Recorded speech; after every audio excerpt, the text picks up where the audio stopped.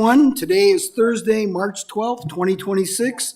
This is the Golf Committee meeting. It is now 1:30. I'm calling the meeting to order. And for those able, please stand and we'll recite the Pledge of Allegiance. I pledge allegiance to the flag of the United States of America and to the republic for which it stands, one nation, under God, indivisible, with liberty and justice for all. Okay, thank you very much. We've established quorum. All 7 members of the Golf Committee are present, and I'll proceed to reading the meeting procedures. The governing board and its committees conduct all their meetings in compliance with the Arizona Planned Community Association open meeting laws per ARS 33-1804 and in concert with the Recreation Center's Sun City West bylaws, policies, and standing rules.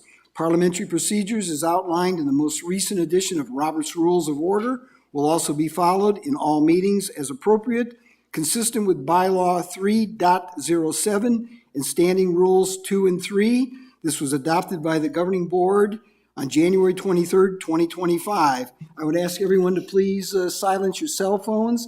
Those on the board, please remove them from the table as they might interfere with the microphones. And this meeting is being live streamed and recorded. Thank you very much. Moving on to our business. Approval of minutes. Our last meeting was February 12th. The minutes were published along with the agenda for this meeting on the hub. Did everyone have a chance to read them, and are there any corrections or changes? Okay, seeing none, the meeting minutes will stand as presented. Okay, as for reports, 3.01, golf operations, Mr. Pat O'Hara. All right, good afternoon, everyone. Got a few slides to update everyone over the last 30 or so days in golf ops.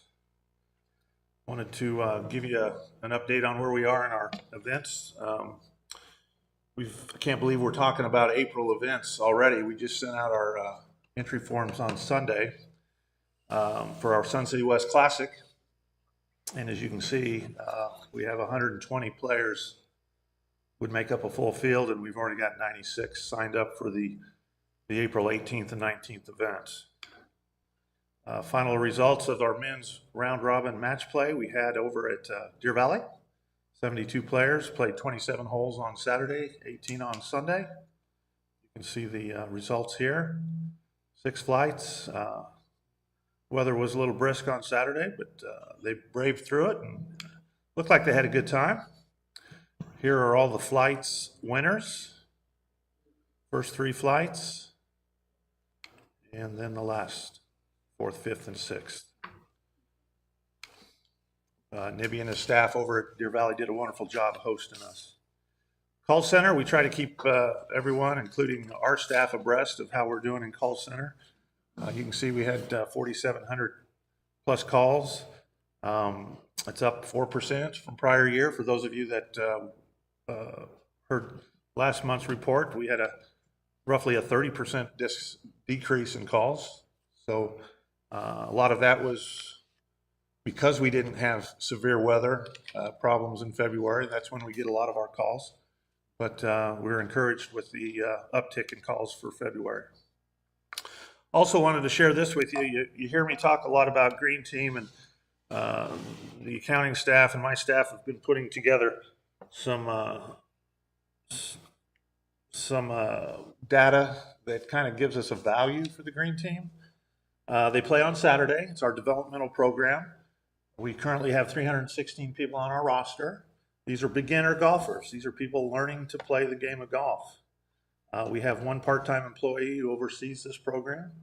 Just wanted to share with everyone that from July, which is the start of our fiscal year, through March 6th, we had 4,200 plus rounds that we can attribute to these 316 players. Out of those rounds, 120,000, almost 121,000, can be tracked back to their spending. So when you add that all up together, we find that this is a very worthwhile program. Seems like they're enjoying the game. They're playing it outside the Saturdays, and we're seeing them progress through the program. Upcoming events for March, you can see these listed here. Monday, we have the Kansas City Royals and their coaching staff and some players coming over and playing in a 2 o'clock scramble over at Grandview. And then they go over to the Crooked Putter and share in the fish fry. President's Cup, we've got just the 2 rounds listed there. And then we have ARC, our Auto Restoration Club, playing having a golf tournament over at Trail Ridge. Still looking for some employees for us. We've hired all of our starters at the current time, although this fluctuates from month to month.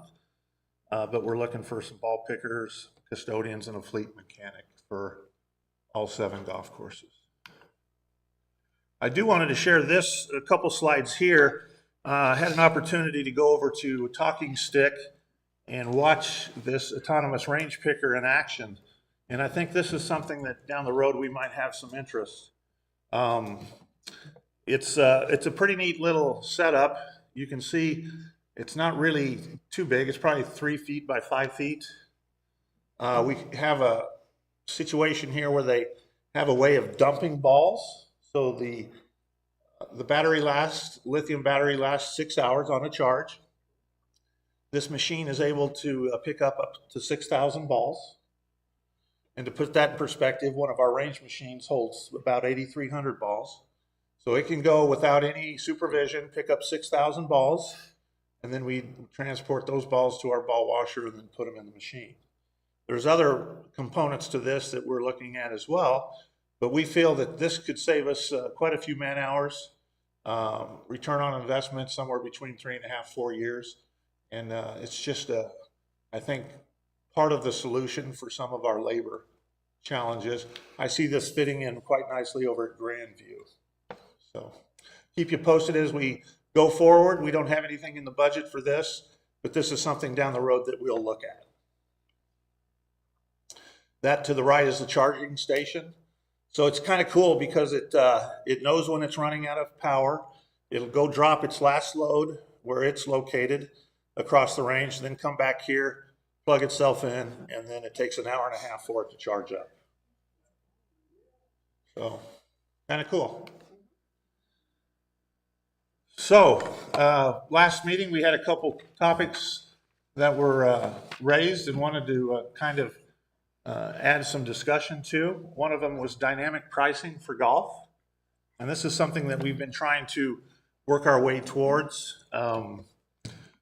Dynamic pricing, as you can see by the definition, is changes of prices of a product, in our case green fees, based upon the supply, the demand, the market, time of day.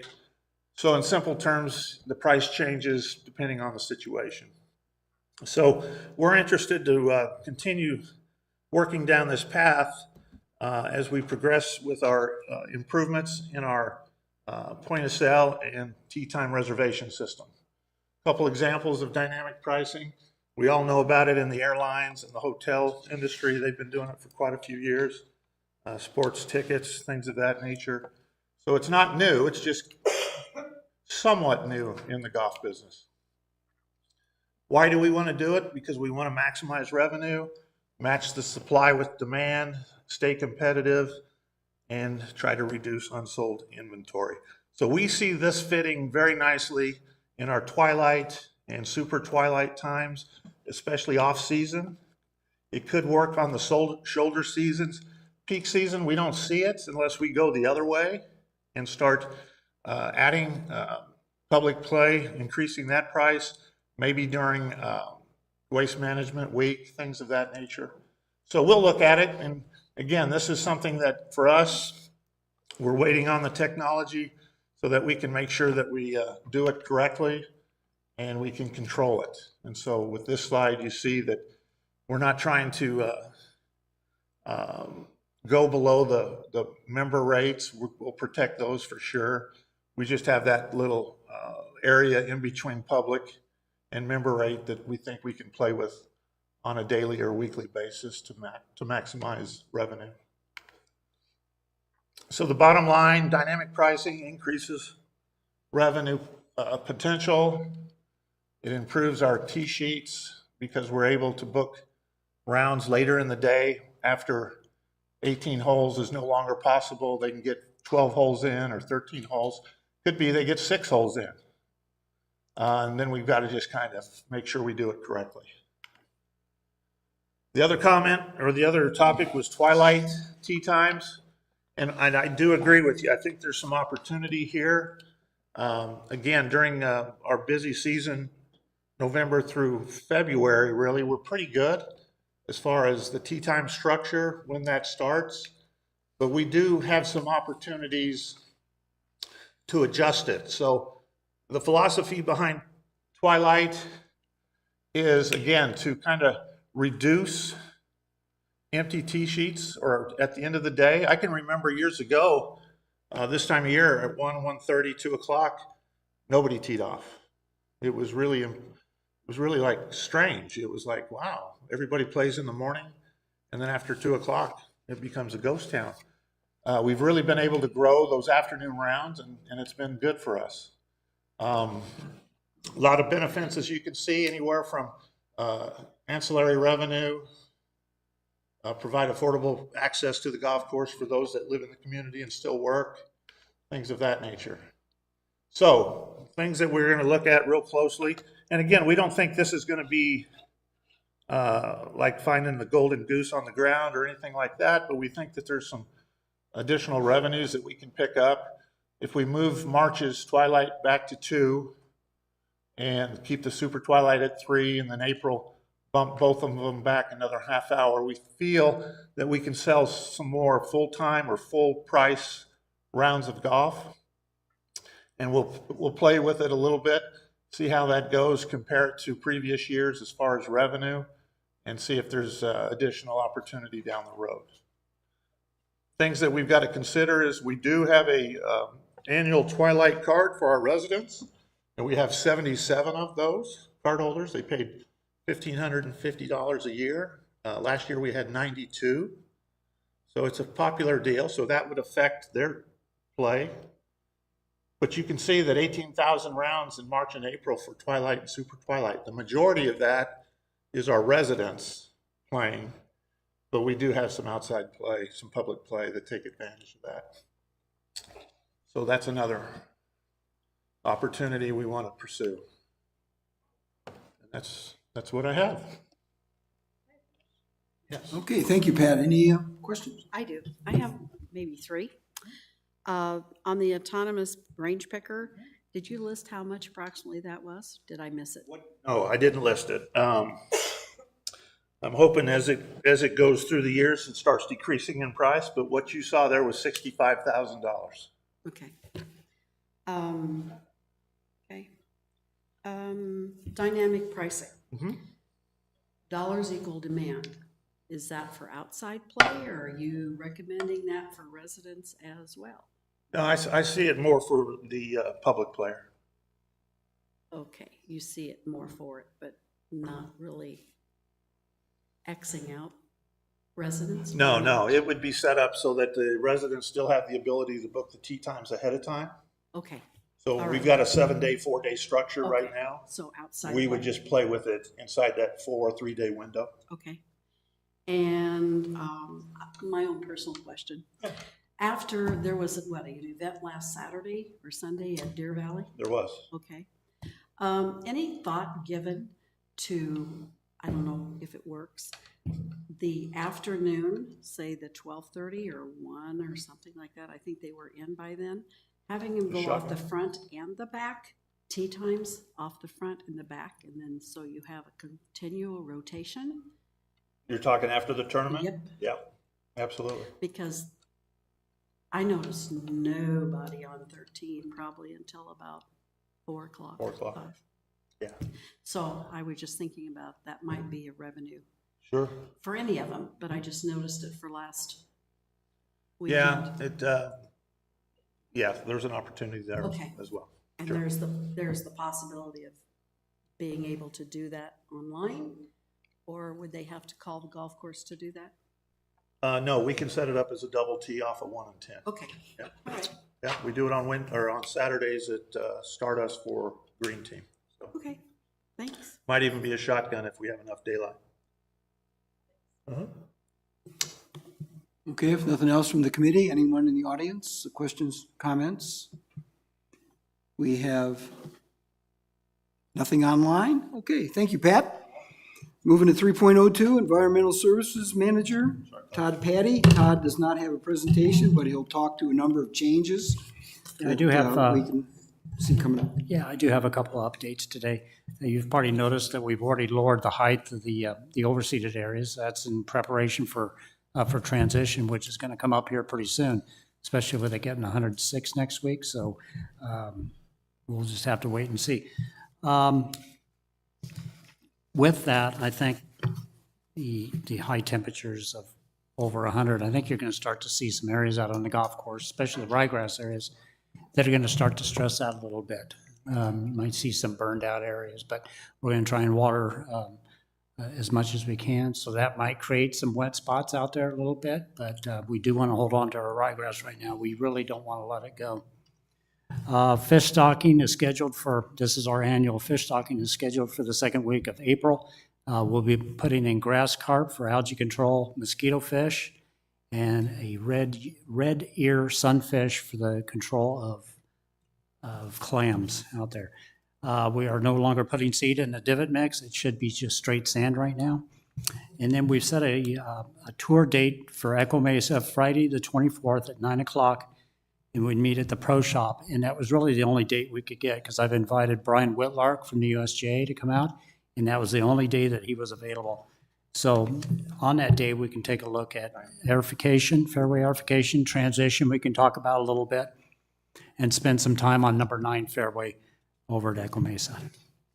And that concludes my update. Okay, thank you, Pat. Any questions, comments? So Friday, April 24th, 9 o'clock, Echo Mesa.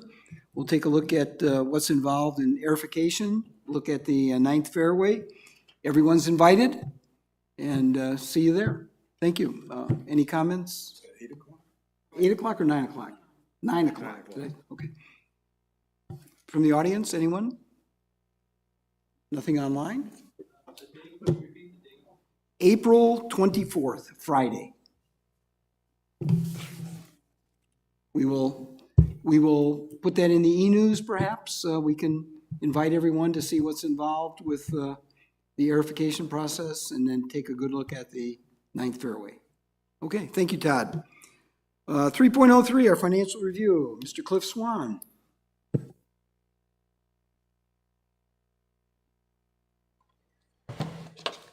Thank you, Director Grom. Good afternoon, everyone.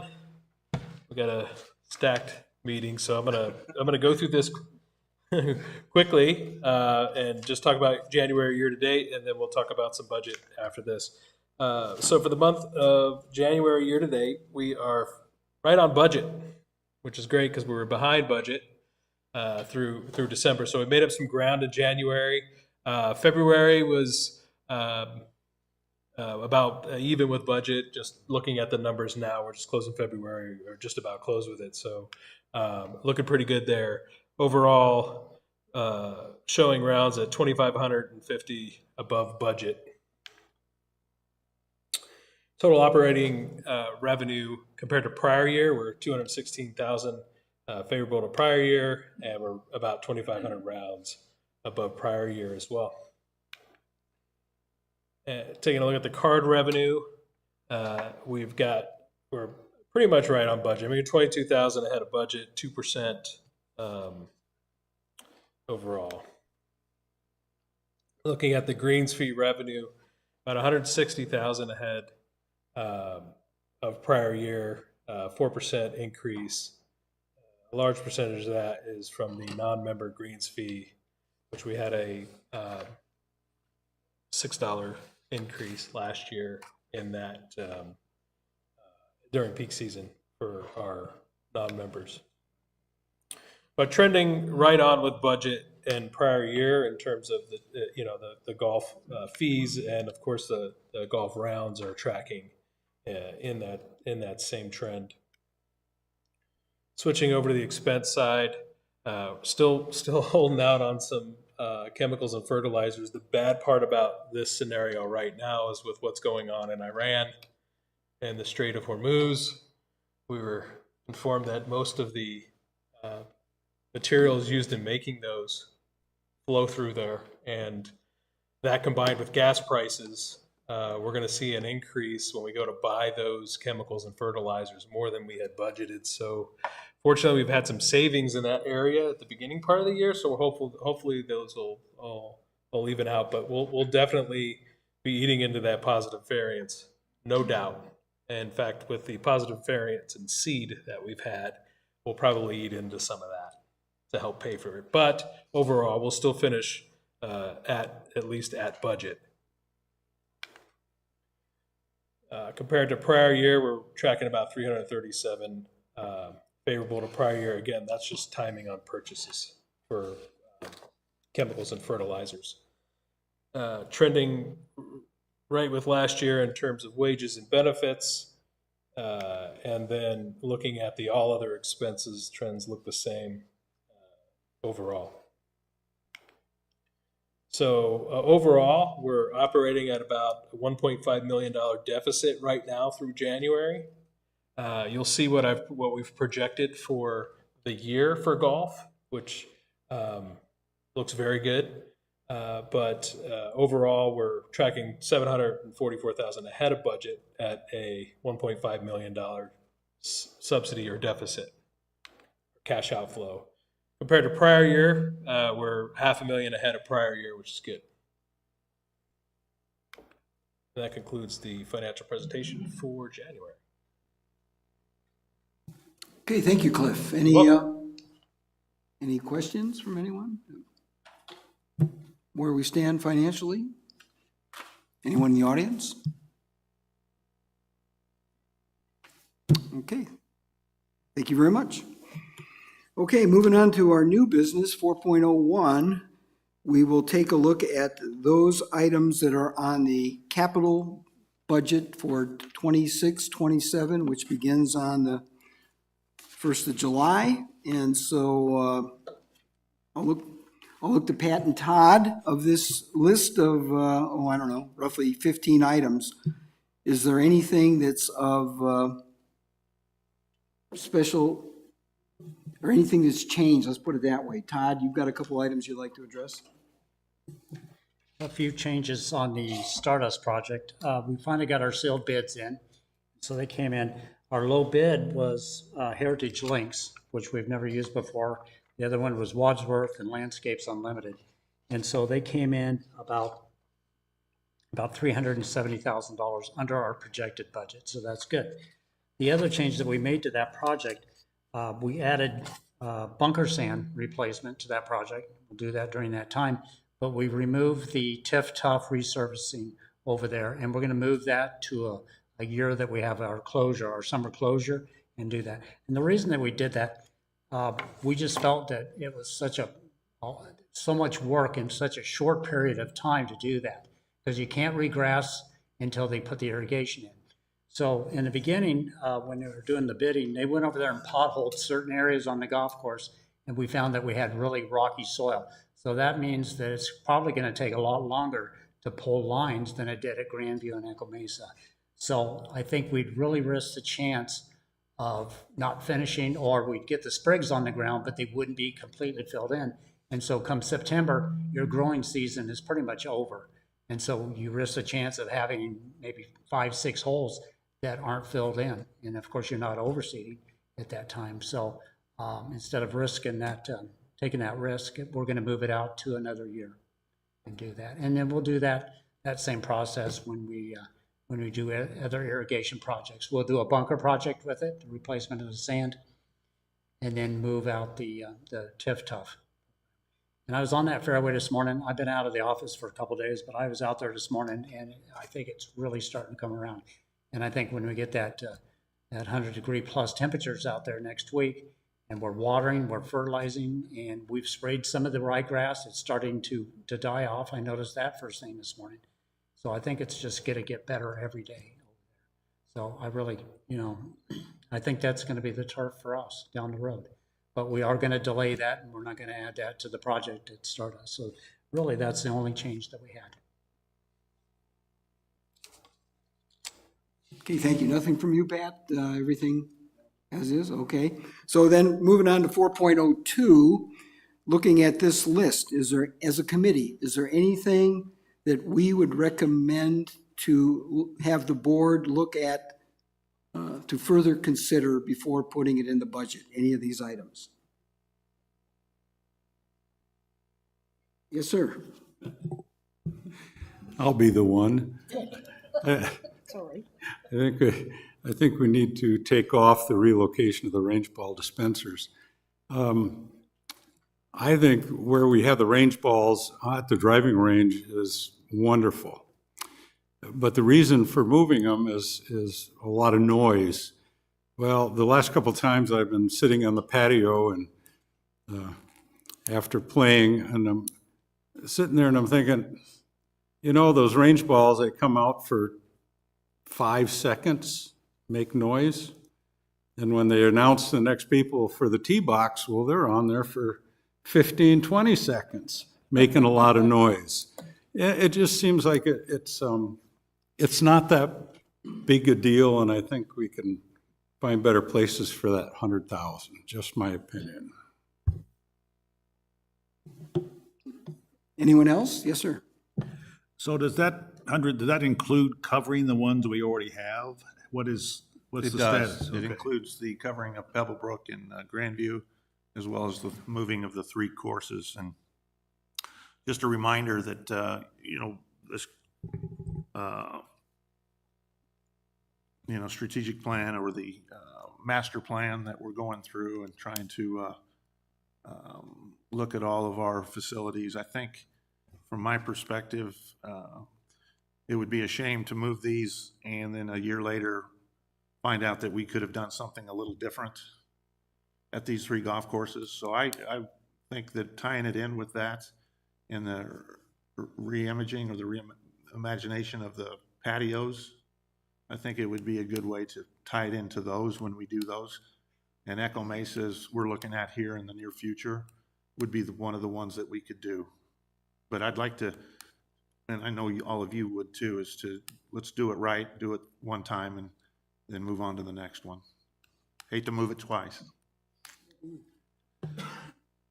So do we need to cover those two that are out there? Right, so anytime we do the moving of these machines, but the 2 would be in there to cover, yes. Right. So if we take this line item out, then those would not get covered? Is that the case, or? We would have to identify some money for that, Okay. and it would be to the tune, I believe it's like $10,000 for each one of those to cover. Because there's a cement pad, and there's a structure to it that we have to, it's a customized structure. Well, as I recall from previous, though, that if they're not covered, they could be damaged and have to be replaced. Yeah, that's what we're Yeah. struggling with, is the irrigation and the exposure to the sun. Okay, thank you. Any comments from our audience?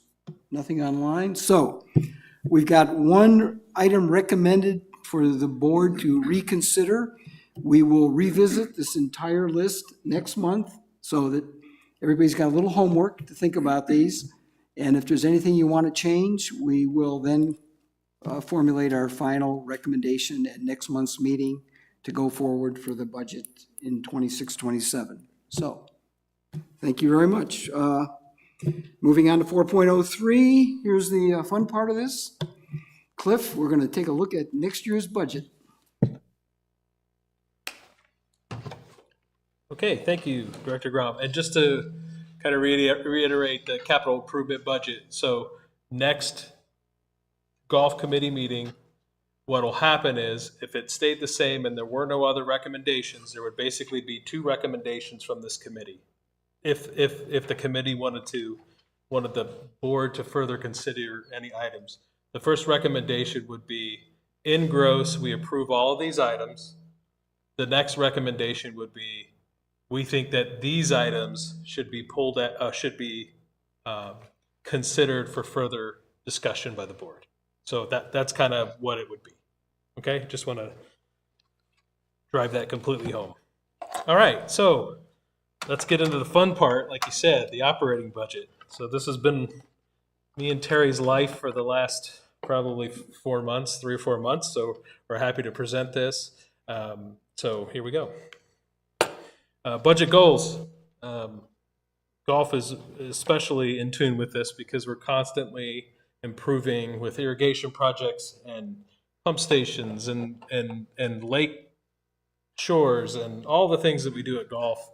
We're continually making sure that product that we deliver, that amenity that we deliver to our community and that we sell to our public golfers and non-members is up to par and up to snuff with the standards of the industry, as well as the standards that we put forth for our residents. So our budget goals, of course, are to continue to do that and to make the place look nice, and give the members an amenity that is outstanding especially for what they pay. So in this budget, we feel like we've done that. Now, a large part of our operating budget, especially in the golf industry, I believe golf industry standards are 60 to 65% of your costs are labor. That's just the golf model. And a large part of what we do here, of course, with 7 golf courses is that. So we have a robust staff to handle those 7 golf courses. If we look at on the operations side, Pat's side, he has approximately 149 positions, and 40. When you calculate the total hours for those 149 positions and calculate that into a full-time equivalent, it's about 49 FTEs or 7 full-time equivalents per golf course from the operations perspective. And again, that's pro shops and starters and mechanics, for the carts and range ball pickers and FAs, all of the staff operationally that operate the day-to-day function of that pro shop and golf course.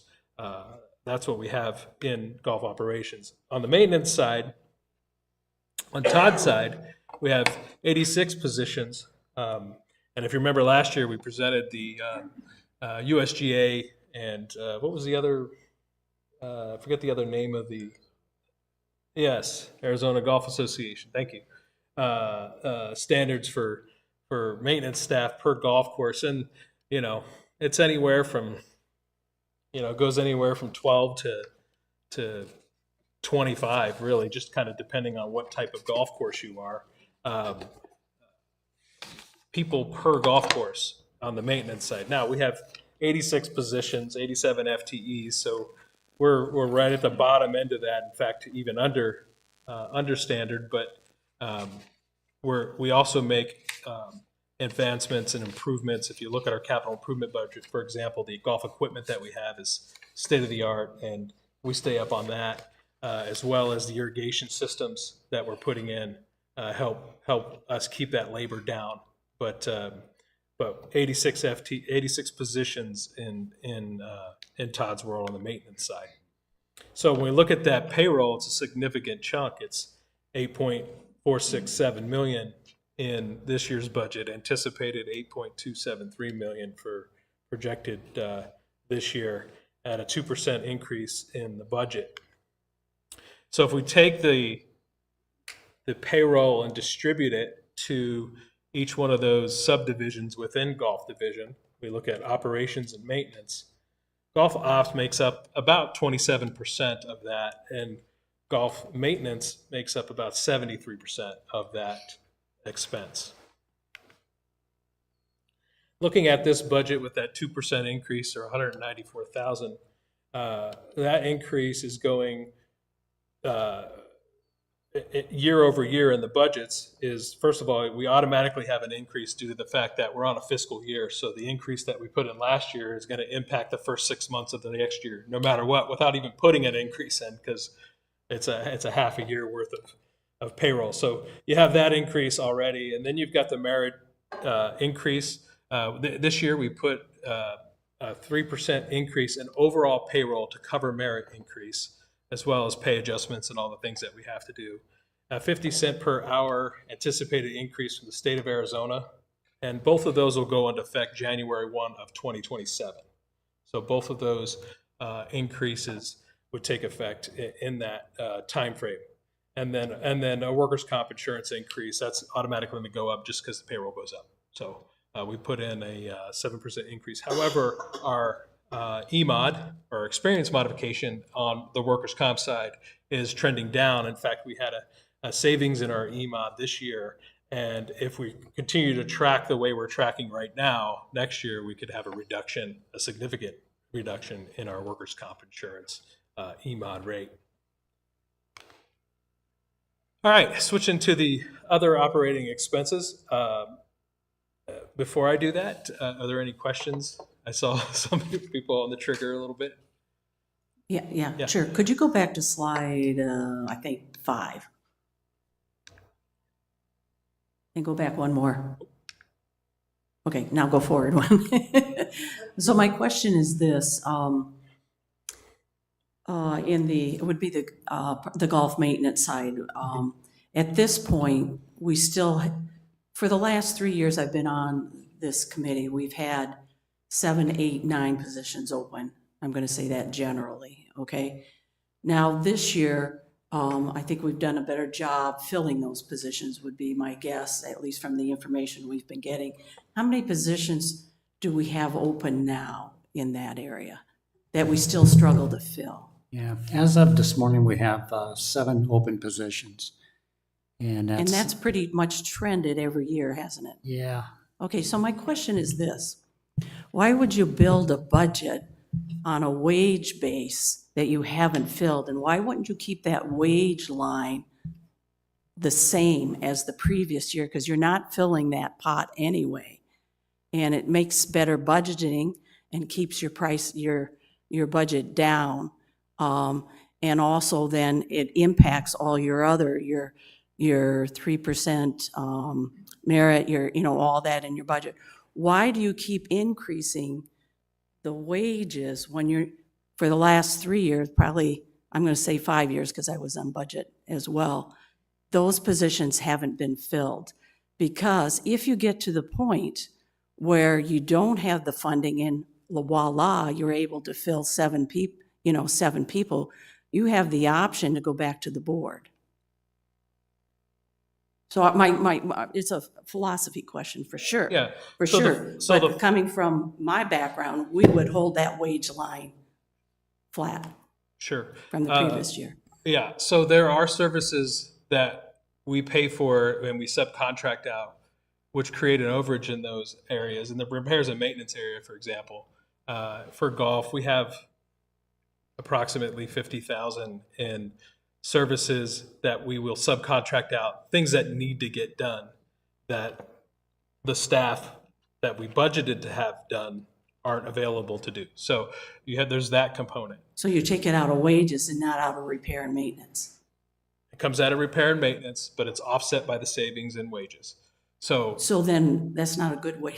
We should have a stronger line in repair and maintenance, not steal from, just my thoughts. Yeah. okay, I'll finish Yeah, the Go philosophy. ahead. Go ahead. Okay, so then there's that. The philosophy is that we have a certain standard that we want to have at our golf courses. We heard from this committee earlier on in the year that there's knee-high weeds and that there's things going on and this isn't done. And we hear from our members all the time that the golf courses aren't in the conditions that they expect them to be in.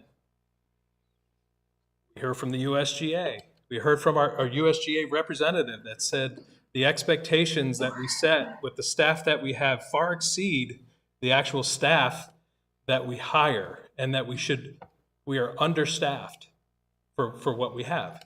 So we're constantly have that battle. Now, the positions that open, they're not the same position that's open all year. It's turnover. It's turnover that happens. They're high turnover areas.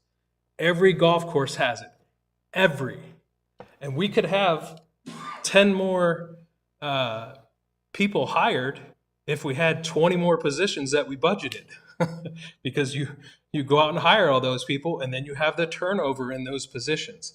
So it's not that the positions stay open just because we consistently have 6 to 8 positions open in the golf maintenance area.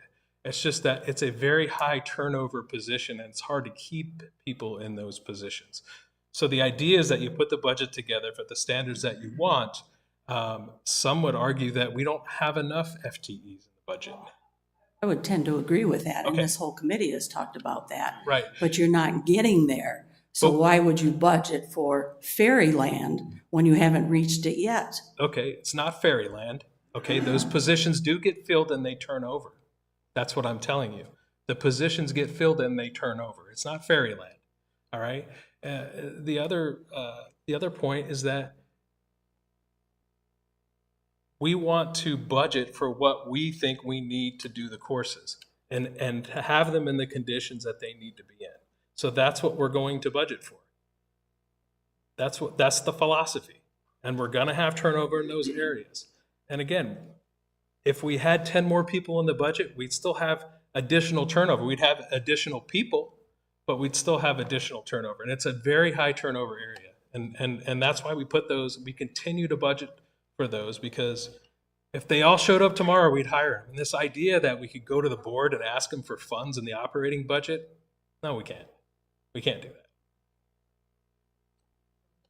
No, we can't. It's not in our policies. So we can't do that. We have to put the budget together for what we think to provide the product that we want, that the community wants, the standards that are put out there. So that's why we budget for that. And I understand. I get it. I mean, trust me, it'd be a lot easier for me to put a budget together and say, I'm not going to budget those people. It would be. I wouldn't have to stand up here and explain it. And you're not the only person that asked that question. But it is something that we have to have based on what our policies are and how we have to budget. We feel operationally that that's something that we should do. Well, I'm an advocate of having more people working in the Gulf area. I know. But for 5 years, that hasn't occurred. So obviously, there's another struggle somewhere. Yeah. Okay, thank you. Yes, you're welcome. Can I add to that, Todd? How many FTEs do you have currently in your maintenance department? And what were they in, how many did you have in 2019? 2019. Well, I have budgeted, I have the 86, those are all full-time employees in that. And as far as 2019, I can't remember, I don't have that number with me today of how many we had. Not budgeted, currently under employ. How many today? And how many in 2019? 2019, again, I don't have that number for 2019. Okay, and as I mentioned, we're 7 employees down as of this morning from the 86.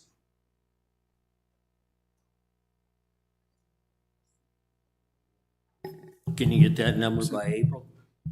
I can get it, yeah, absolutely, yeah. Yeah. And I think the average was, oh boy, I got to go think about that report. Was it 10 to 12 per course to be even in the middle? So let's just, that would be middle. So 12 times 7, I think that's where you're trying to get to, is 84, right? Yeah. No. Okay. Okay, all right. Okay, I'll have that number for you.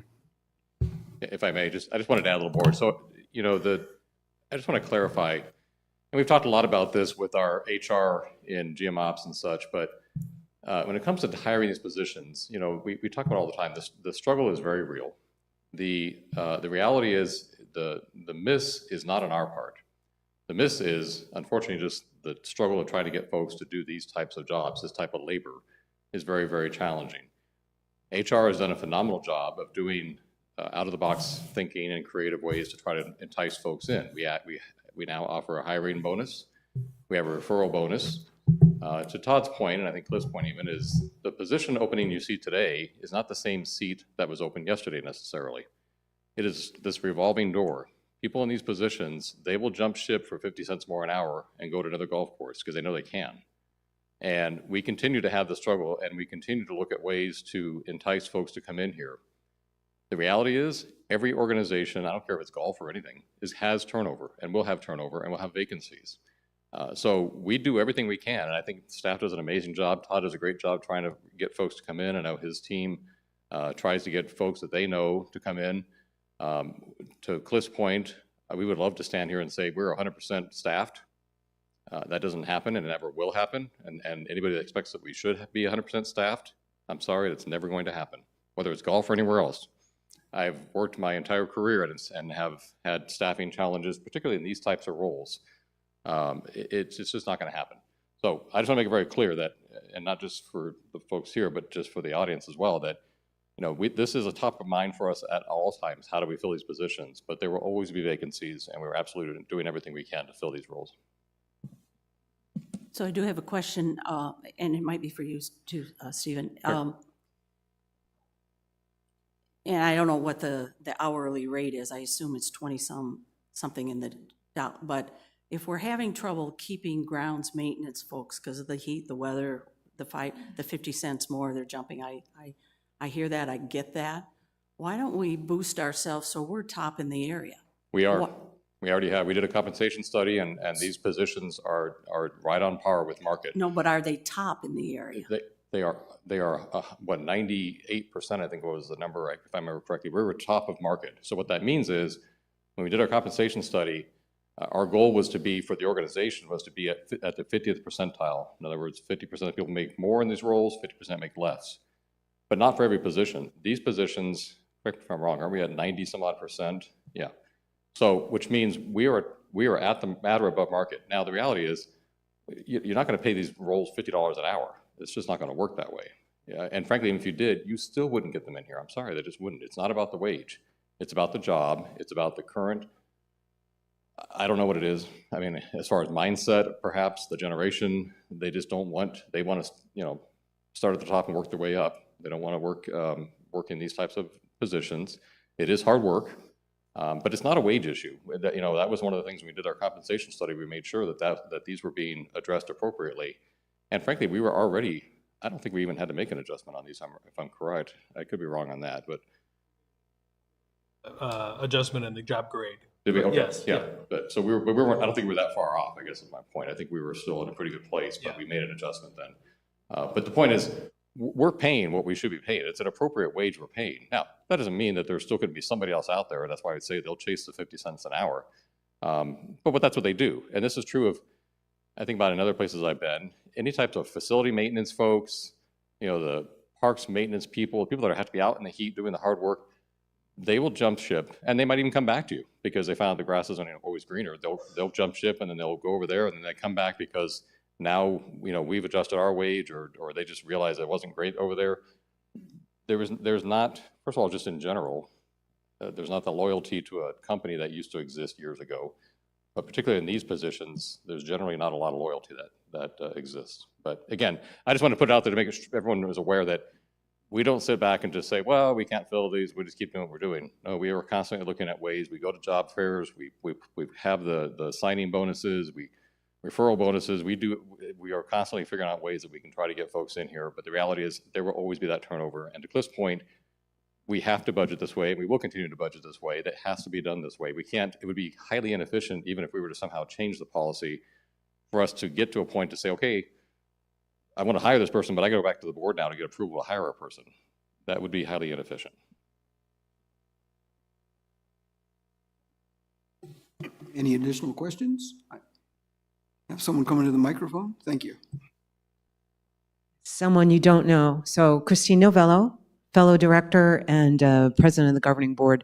Stephen, you didn't mention the competitive pressures that the association is under. It's across the association, but please correct me if I'm wrong. As been explained to us, Recreation Centers of Sun City West participates in E-Verify. That's the program that ensures that every employee here at RCSCW is legally entitled to work in the United States. Very important. I just want to point out, and I'm not pointing fingers, but not every golf community around us on every golf course participates in E-Verify. But they know they can recruit great employees from the Recreation Centers of Sun City West, and everybody they recruit from here and pull from here is legally entitled to work in the United States. So they don't have to pay those expenses. They don't have to worry about it. They don't have to take that time. We are in a very competitive environment. Just keep that in mind as well. Again, all the points you're making are valid, so I'm not saying they're not. Just understand that we're feeling the pressures, particularly, I believe, in this division, but it's across. Am I correct? Anything else? Yes, sir. Just a quick question or observation. So in the past, since we haven't been able to fill all these positions, and we haven't spent the money that we had budgeted, the difference goes into the reserve fund, does it not? Yes, any savings or excess at the end of the year goes into the reserve fund directly, which impacts dues increases down the road. It impacts our reserve FFB percent. So it does help position us later on for efficiencies in terms of the reserve fund and dues increases and things like that, and golf rate increases overall as well. I was just suggesting that that may be a small part of the overall philosophy too, why you wouldn't want to lower it.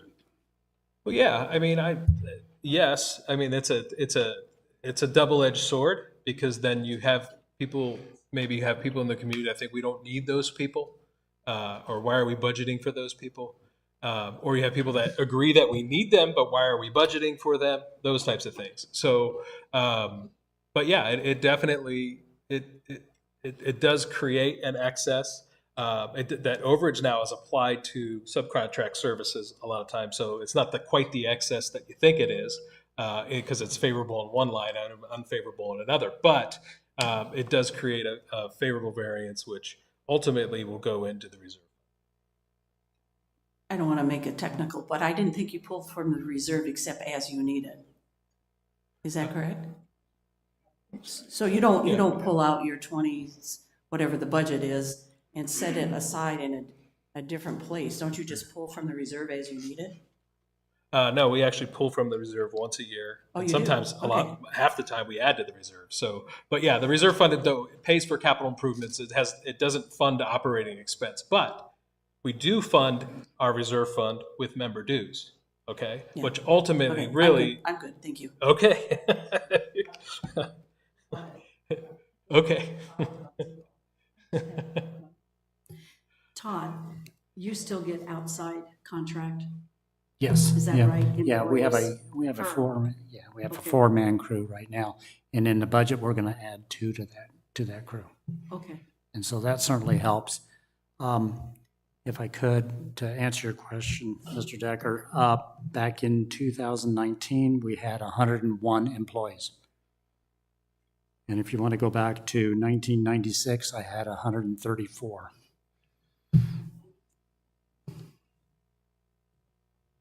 I rest my case. Why are we operating on half the size now? A lot of things have changed since 1990. Yeah. A lot of things have changed. After COVID, again, it made it even more difficult to get these positions filled because people were getting paid to do nothing. Why would they stand in 110 degrees and work for that? So, but just things have changed. I mean, to answer your question, and we're not the only golf course that's dealing with this. It's industry-wide. If you can budget Nationally, but the industry is national, but if you can budget 119 employees, 25 years ago, you can do it now. If you can't fill those positions, you're not spending any money. so you want me to budget 119 is what you're I saying? want Todd to get 119 Okay. employees and then budget for them so we can get these golf courses back to where they were in 2019. Yeah, that definitely is the struggle. And it, as our GM said, the struggle is real. But things have changed. So again, it would take us to fill 119 positions. We'd probably have to budget for 140 to answer. Exactly, I agree. Yeah. So, I mean, but yeah. So there's always a struggle to fill them, I guess. And so you always have to put the budget together based on what you need. But that is a philosophy as well. Budget for more, you'll get more. But things have changed. I mean, back in 2000 or 1998, I mean, those people were making minimum wage. Well, you can't pay those people minimum wage anymore either. Because again, just like the any labor industry, plumbers, electricians, all of those have become very valuable positions because the supply of those types of people are down, but the demand is up. And this is no different, this type of position, because there's not a lot of people out there not as many people out there as there were in even 2019 that are willing to do this work.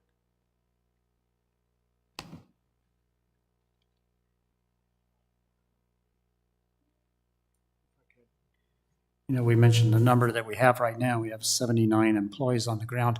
That doesn't mean tomorrow we could have 70 on the ground. They call in sick, light duty, taking a personal day, on vacation. And so that really hurts. You know, there's some cases just a couple of weeks ago at some of our golf courses on the weekends where we had 3 people show up, having 4 people call in sick. And so that really hurts. You know, we're trying to we have a lot that we need to do to get the golf course set up. And when you only have 3 people on the ground, you know. So then doesn't it make sense to have a bigger pool to draw from? Yes, it's definitely, yeah. Nobody's arguing with that, for sure. I mean, we'd love to be able to put more headcount in the budget and do that. But, you know, we feel like the team that we're putting together, being able to supplement as well with outside sources if we have to, the improvements to the golf course, pump stations, the irrigation projects, all the things that we're doing will help us from the labor perspective and get us to where we need to be. So that's what we're trying, but it's definitely Todd's, you know, every blade of grass he knows out there, really. I mean, it's, you know, it's a stressful thing for us, but you know, we're striving towards that 86 FTE number, or 87 FTE at the end of the day, but 86 positions. Okay, I have someone, please come to the microphone and state your name and RIC card number. Bill Weaver, 124087. Have we considered going to a reputable landscaping company and contracting out for, say, one course? The employees that then aren't needed at that course become employees for the other 6 courses, and now you've filled, so now you have full employees. So you've shifted your employment, and this could evolve over time to where you might contract, like, say, you've got a company that does Stardust. If we run short, we could go to Desert Trails. We could start course by course and evolve into landscaping. I know the course that I belonged to in Wisconsin did that years ago and contracted all of their landscaping out and just basically stopped doing it themselves. Yeah, that's kind of what we're doing with this outsource crew. I know they primarily work over at Grandview and Echo Mesa with the new desert landscape, and then they'll be over at Stardust when we do that project. But we do use them for other things on the golf course when we're shorthanded. We don't have them involved in course setup. They're not mowing greens or changing cups or raking bunkers or anything like that. But we are using them for other things on the golf course. We've had them edge bunkers before, do some weed eating and some tree trimming in the past, and that's going to continue. And like I mentioned, we're going to add 2 more employees to that outsourced crew, so I think that's going to help. And I could see us adding 2 every year, especially as we're doing these projects and putting desert landscape in. We're going to need more employees for that. But we do use them on the golf course. They're just not strictly out in the desert areas. Yes, sir, go ahead. Dave DeWitt, card number 141268. I have a question about this. Let's say by some miracle, we had 90 employees that we wanted to hire, and we've only budgeted for 86. Could we do that, or is that against policy to do that? Yeah, we wouldn't over budget. We wouldn't overfill. So they're not allowed to go over budget. Yeah, I mean, you'd have to have the funds in the budget to do that, but So that wouldn't be something that we would do. So that's another reason why we should budget more, in my mind. And I agree with what you're saying, is budget more. So anyway, that's my 2 cents. Thanks. It's kind of a double-edged sword, because when you budget for it, that means you have to allocate the funds for it, which means that if you don't spend it, increases more excess, so to speak, which creates the appearance of why are you budgeting for things that you know you're not going to fill.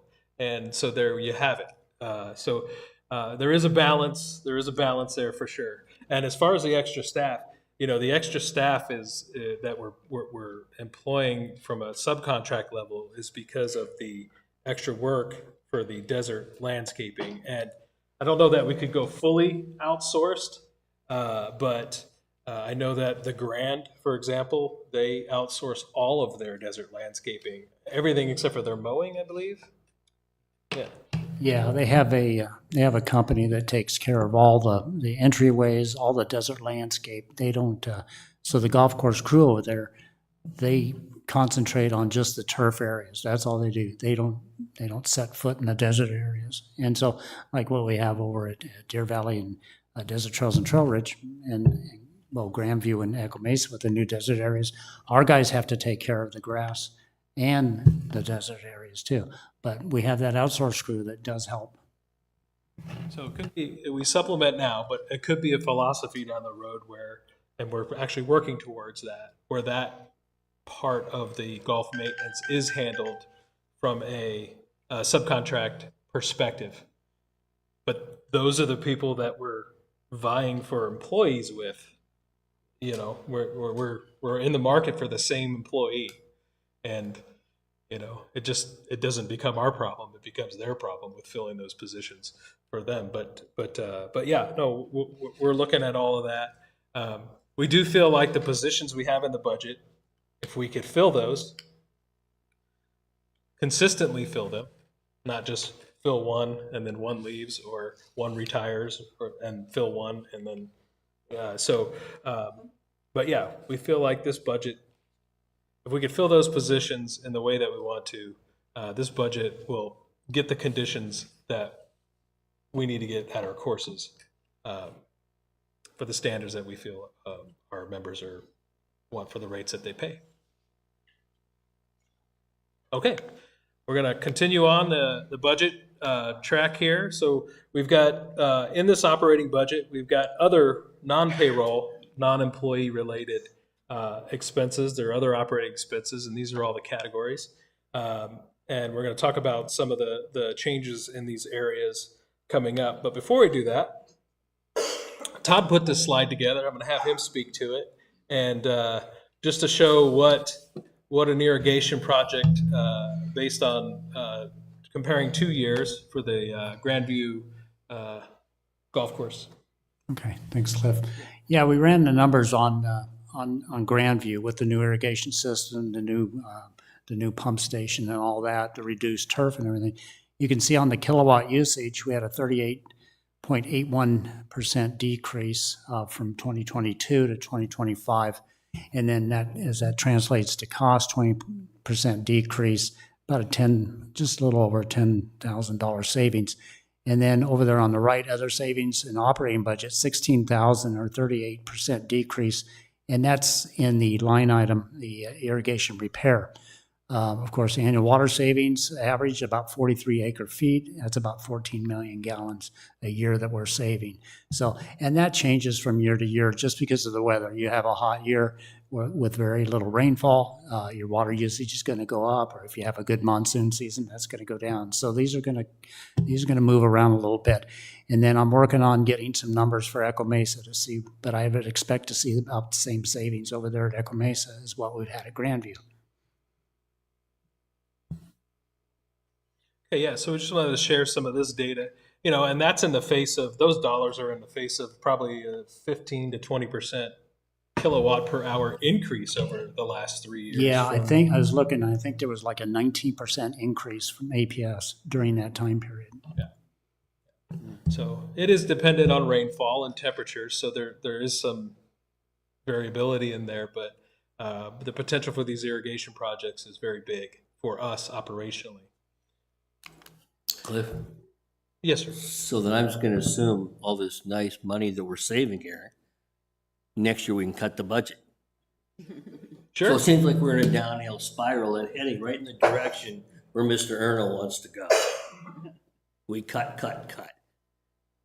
And just want to throw that in there.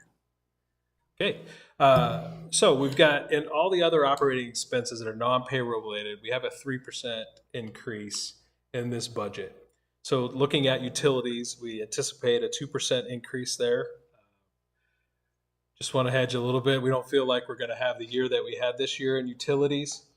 We do anticipate an increase. We'll see what happens with temperatures. We'll see what happens with rainfall. And then we're also staring in the face of a APS increase as well. So we are treading a little lightly there, but we do want to put a little bit of money in the budget for an increase on the utility side. And then on the repairs and maintenance side, repairs and maintenance category, there's a $38,000 increase for parking lots. So we have some steel and stripes at Stardust, Pebblebrook, Deer Valley, and Desert Trails. So we have our regular maintenance that we do on those parking lots, those are in the budget for this year. We have a $70,000 increase at the pro shop and patio cleaning. One of our strategic priorities is our experience at our golf courses. And one of the things that, one of the biggest complaints that we have is, especially in the November to May season, because we don't have janitorial staff on at that time during the middle of the day. And we get heavy usage at our pro shops in those bathrooms and on the patios themselves. And the starters are getting out there when they can to straighten up, refill toilet paper, and doing the things that have to be done. It really is a burden on the staff, as well as impacts the experience of our members at our golf courses. So we looked at doing this in-house and putting more FTEs in the budget. And it was just cost prohibitive for us to do that, along with the risk of having people driving from course to course and having a vehicle available and all these other things that go along with having kind of like a traveling crew to take care of these bathrooms. So we talked with a current company that we're using at Grandview. Yeah, we're using them at Grandview, and they put a quote together for us. It's approximately $70,000, and it give us a 2 hours per course in that kind of thick of the day to go in and refresh, clean, and fill everything, and make everything make those Cliff, make is that that every experience day? better. Every day then? Yes. That's pretty good, yeah. Yeah, 2 hours per day per course. And again, it's from November to May, so in the busy season. We didn't budget for the whole year. But we feel like we could provide a much better experience for our members. So we have that in this budget, and that was one of our strategic priorities. Also, we have a $51,000 reduction in our rolling stock. So again, this equipment purchase program is paying off for us. We're not experiencing the repairs and maintenance to the equipment that we have been experiencing, and it's all because of this program. In this program, we use Toro. When we decommission those pieces of equipment, we strip them of all their useful parts because they're interchangeable. We put those on a shelf, and we can use those parts on the pieces of equipment, the new pieces of equipment that we have. So that's creating a pretty good savings for us year over year, and so we're happy to report that in this budget. On the landscape maintenance side, the landscape maintenance category, we have a $24,000 increase in seed.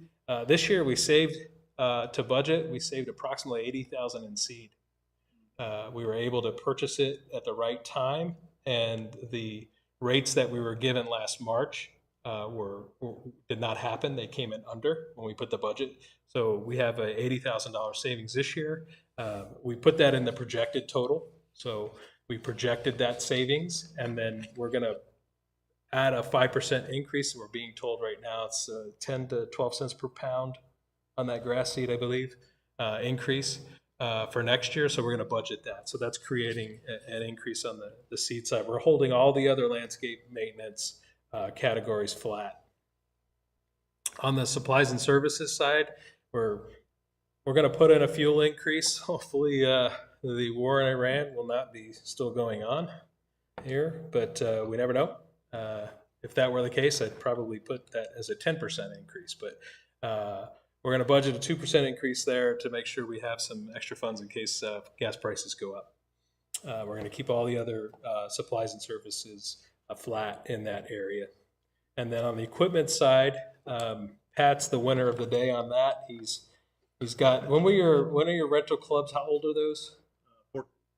The rental clubs he has currently are 14 years old, and it's time to get some new rental clubs.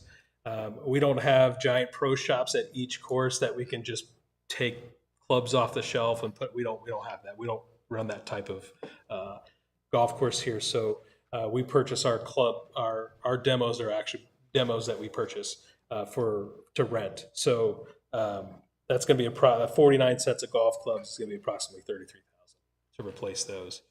But when your family come in from out of town, they're going to have a nice set of clubs to play with. So I was curious on this one. I called the golf course. How much does it cost to rent clubs? $17. I'm like, I'm hoping that's going up. We added $1 2 years ago. It used to be 16. Oh, I mean, you go to courses now, you're paying $60, $70, $80 to rent clubs. Yeah, and the clubs. And that these we're- would be all outside people, so why are we keeping it so low?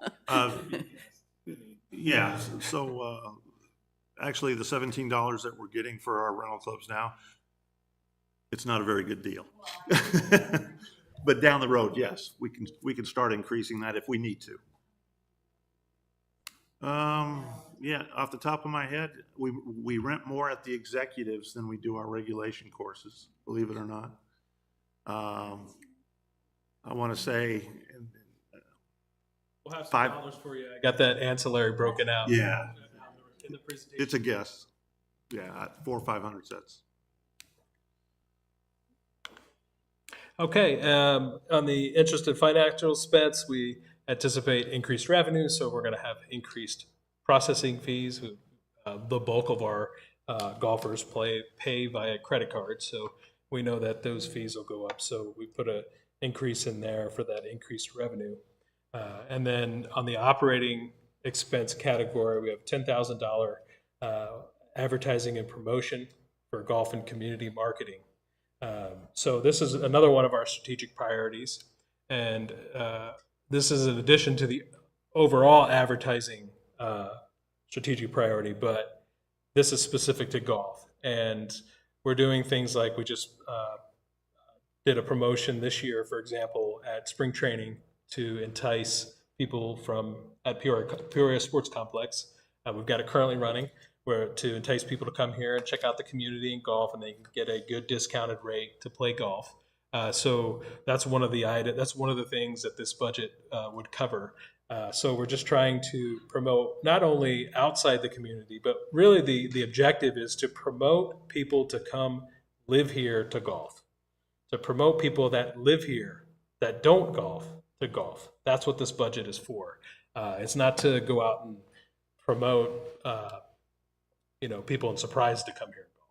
That's not what this budget's for. This budget is to focus on community members golfing in our community. We have other ways where we advertise that through Golf Now and things like that, where we obviously promote golf to outside, to the public, to come here and golf. So we're looking to try and enhance golf so that we don't need to reach outside the community to get golfers. We'd love to just be able to have our community golf here, fill all of our tee times. That'd be wonderful, wouldn't it? It'd be awesome. But that's what that budget is for. And then on the employee-related category, this is professional development. We have some additional liquor and food handling licenses that we need to get this year. This is also to cover the licenses for our pros and things like that. There's a $3,000 increase in the budget for that. And then we always talk about, this is what we need. This is what we need for our budget. This is what's going up. This is what's going down. But we don't do a really good job. And it's not that we want to pat ourselves on the back, but we want to show the community that we're doing things from an operational level that are saving the community money. We're being as efficient as we can. We're sometimes we are in we're struggling and fire hose mode, unfortunately, if we're short on staff and things like that. But we do take the time to find efficiencies wherever we can. An example of that would be, obviously we invest in our equipment, but that's creating a savings for us on operational level. The irrigation project and the 22 versus 2025 at Grandview is another example of that. So through our capital improvements that we do, through our purchasing, bidding projects, bidding supplies, bidding fuel. We went out for a fuel bid this last year and saved quite a bit of money with $10,000 by bidding our fuel out. So there's a list attached to this agenda, attached to this presentation, and it's an evolving list. We continue to add things to it, but if you have some time, take a look at that and see all the things that we're doing from an operational perspective and a strategic perspective of making sure that we're trying to do things in an efficient way, in an efficient manner. Okay, so we're going to start talking about revenue, but before we do that, Cliff? let's talk about. Cliff? Oh, yes. All right, sorry. I'm sorry, I need to go back a Yes. bit because you just went zippity-doo-dong through and I didn't. I just have a suggestion, that's all. When we go back to that 70,000 outsource to do midday cleaning, I have to go back, we're 70 grand, that's fine. I've been in pro shops many a time where there's been a supervisor and a pro and 2 starters, and they're talking about what they saw on TV, what they're gonna have for dinner, et cetera, et cetera. You can take one of those starters, it takes 15 minutes. If it's a male bathroom you need to go refresh, and if there's 2 lady starters, lock the door while you're refreshing in the men's room, and 15 minutes to refresh the ladies' room. And I don't think you need $70,000 to do this job when there's a lot of people standing around. I know that sometimes it's busy and everybody's doing their thing, but by midday, a lot of the members have come and checked in and there's some downtime. Plus, you've got PAs out there. They do a turnover in the middle of the day. If one of them has an extra half an hour while the other fellow or female, I think we don't have any female PAs, but maybe we will in the future. They start their shift, the other fellow takes the extra half an hour to do the refreshing.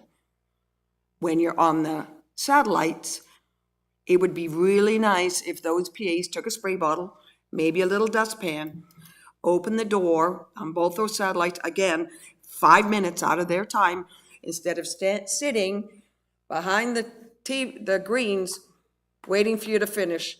Go to the bathroom, spray it down, sweep it out, 5 minutes. Save you $70,000.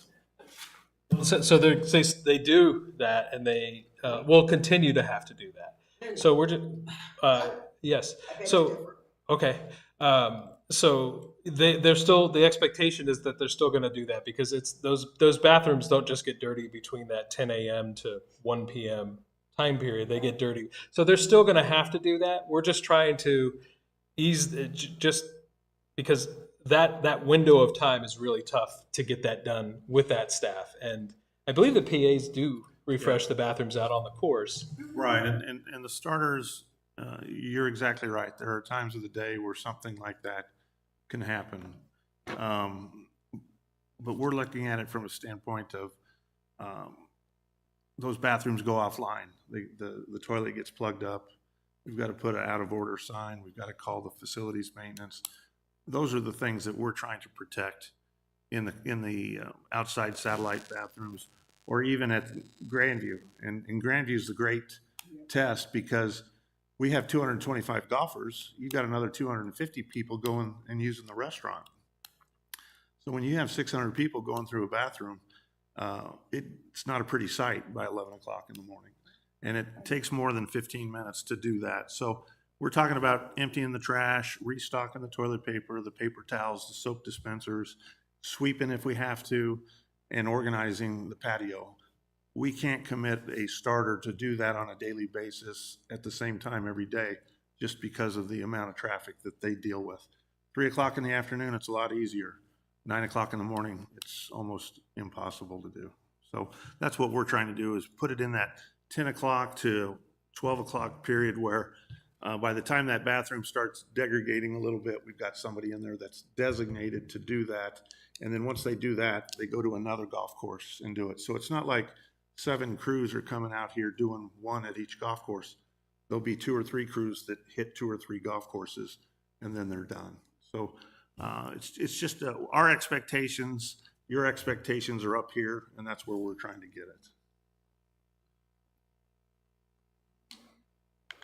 Hey, so we're going to talk about revenue. Before we start revenue, I want to share some golf data and trends. I know this committee is kind of data driven based on the questions and things that we field throughout. So I hope you enjoy this section of the programming. Okay, so when we look at historical rounds, we put 2023 in terms of total rounds through budgeted 2027. And you can see we're consistently above 320,000 rounds. Last year, we had a bunch of weather and a bunch of stuff that kind of impacted us last year. And we dipped down to 314,000 rounds. And you saw where we were at through the month of January.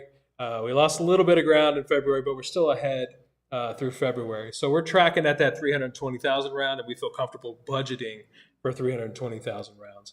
A couple of notes here. You can see 260 comes from our members and 60 comes from our non-members. So about 19% of the rounds come from non-members. Now, when we look at from the revenue perspective, and this is also for my BNF crowd, I want to show that golf has really generates a very large amount of revenue for us as an organization. And in fact, since 2023 has gone up almost about 20% in total revenue. And our rounds have been about 320,000 rounds, right? So the rounds haven't changed much, but the revenue has gone up. And that's because we've increased fees for those golf rounds. Okay, so we do consistently put fee increases. And what we ask our divisions like golf and sports pavilion to do is we say, okay, this is an amenity. We know that you expect to pay cheaper rates here as a member because you're paying dues. So you're paying for that amenity. Everybody's paying for it, but you're also paying for it. And so when you go to pay for those amenities like golf and bowling, the expectation is that you pay a nice rate, and that if you're not a member here, you don't pay as nice of a rate. But you're not. We certainly don't expect. Well, that's the model. That's the philosophy. Okay. So that said, if we look at historical member rounds, I'll also point out we talked about the percentage. So you can see here the overall revenue percentage from the overall golf round percentage is about 19%. The overall revenue is 28%, and this is only greens fee revenue from our non-members. So our non-members are taking 19% of the rounds, but it's probably closer to 30% of the revenue. So every non-member round that golfs here is subsidizing every member round, okay, to the tune of $3.2 million, or almost 30% of the overall revenue. If you include the cart rental in there and what's generated on the ranges, it's closer to 30% of the revenue, but from 19% of the rounds. That's pretty good. So I just wanted to point out those things. Yes. I have a question online from Gary Bach. Says, isn't it more expensive to hire an outside contractor than to do it in-house? So yeah, I talked about that a little bit with the risk and the staff, and we did the math on it. For 70, we thought that was a pretty good deal. But yeah, so back to the revenue. Just wanted to point those two things out in this slide. And then looking at our member rounds, we've got various types of member rounds. So we've got our resident rate, or our member no card rate rounds. We've got our Kachina card rounds, Coyote Unlimited, and Twilight. You can see in this budget, we've got approximately 110,000 member rounds. So they're paying the full member rate. Okay, that's a very good rate round for us in terms of the budget. And then if you go down, you see Kachina and Coyote, and they're pretty much on par with each other in terms of the average rate. By the time you include the card revenue, what they paid for the card and what they pay for the round, they're paying less than just a regular member rate. But those two are approximately the same in terms of averages. And then if you look at Unlimited, they're paying the one-time rate, right? They're paying for the card. Same thing with Twilight. And then we just take that revenue over 12 months. If you look at the Unlimited rate, if you average that out through the year, the average Unlimited rate round is about $21 a round, which is very good in March. It's not as good in August, but for that member. But that's the average rate that those Unlimited card holders pay per round. So 259,000 total member rounds, and that's the breakout of that. Now, if we look at our non-member rounds, we've got our guests and our public. So it's split about even rates, the rates from our member guests and our public. Okay, so that's how the non-members are broken out. Now, if we look at our rounds by season, so in this budget, obviously the bulk of our rounds, 213 of our 320,000 rounds, come between November and April. In those months, November to April, that's our haymaking season, 213,000 rounds. And then we've got 45,000 in our transition months, which are May and October. Those are our transition months. And then 61,000 in the other 4 months of the year in the heat of the summer. So when we put the budget together, obviously we have to look at where our rounds are coming in and what the biggest bang for our buck is when we look at rate increases. We also have to look at, okay, our tee sheet. If we're obviously having a hard time filling off-peak tee times, we want to look at that and go, do we really need to do a rate increase there? Because we're already trying to sell those. So when we look at that, we look at the rates on our competition that from where we're selling our rates. We really need to be conscious of that as well.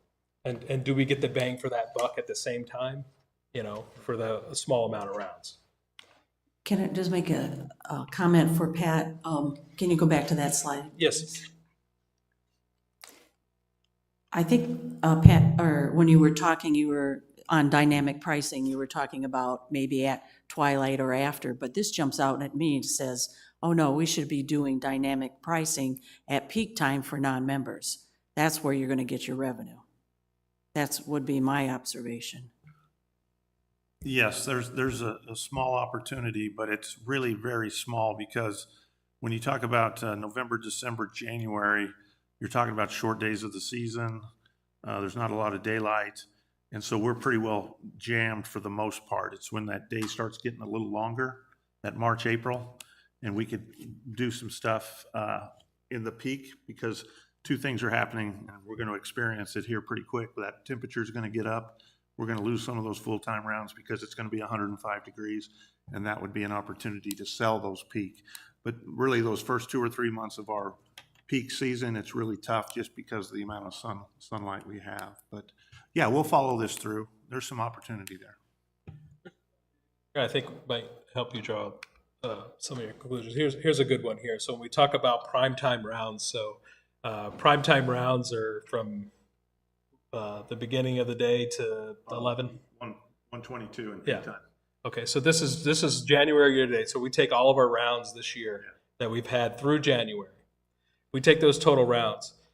We've had 155,000 total rounds. 120,000 of those 155 rounds were sold during prime time in that time window.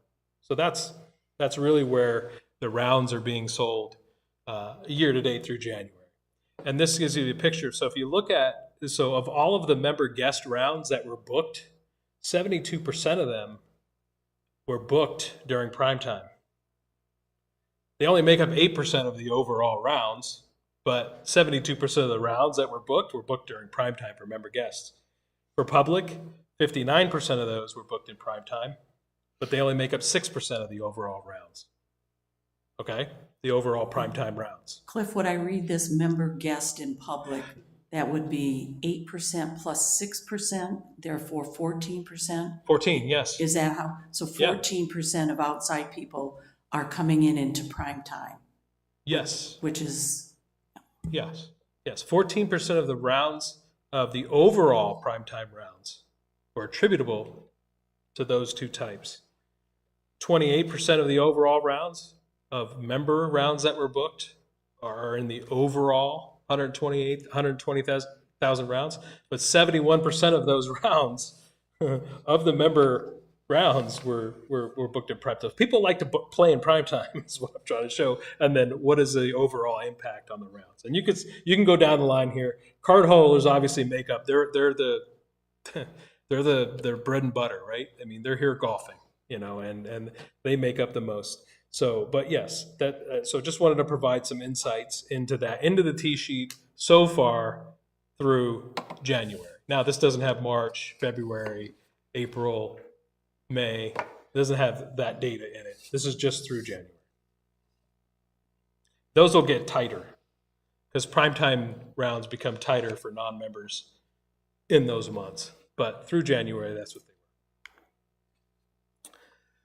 So we look at I pointed this out earlier. That's the rounds attributable and the revenue attributed to member and non-member. So we look at the overall operating revenue. We're proposing a 2% increase overall in revenue. And that's not going to be attributable to rounds. It's going to be attributable to rate increases. Before we do that, though, there's a mysterious revenue line item that's called ancillary revenue that everybody goes, what is that?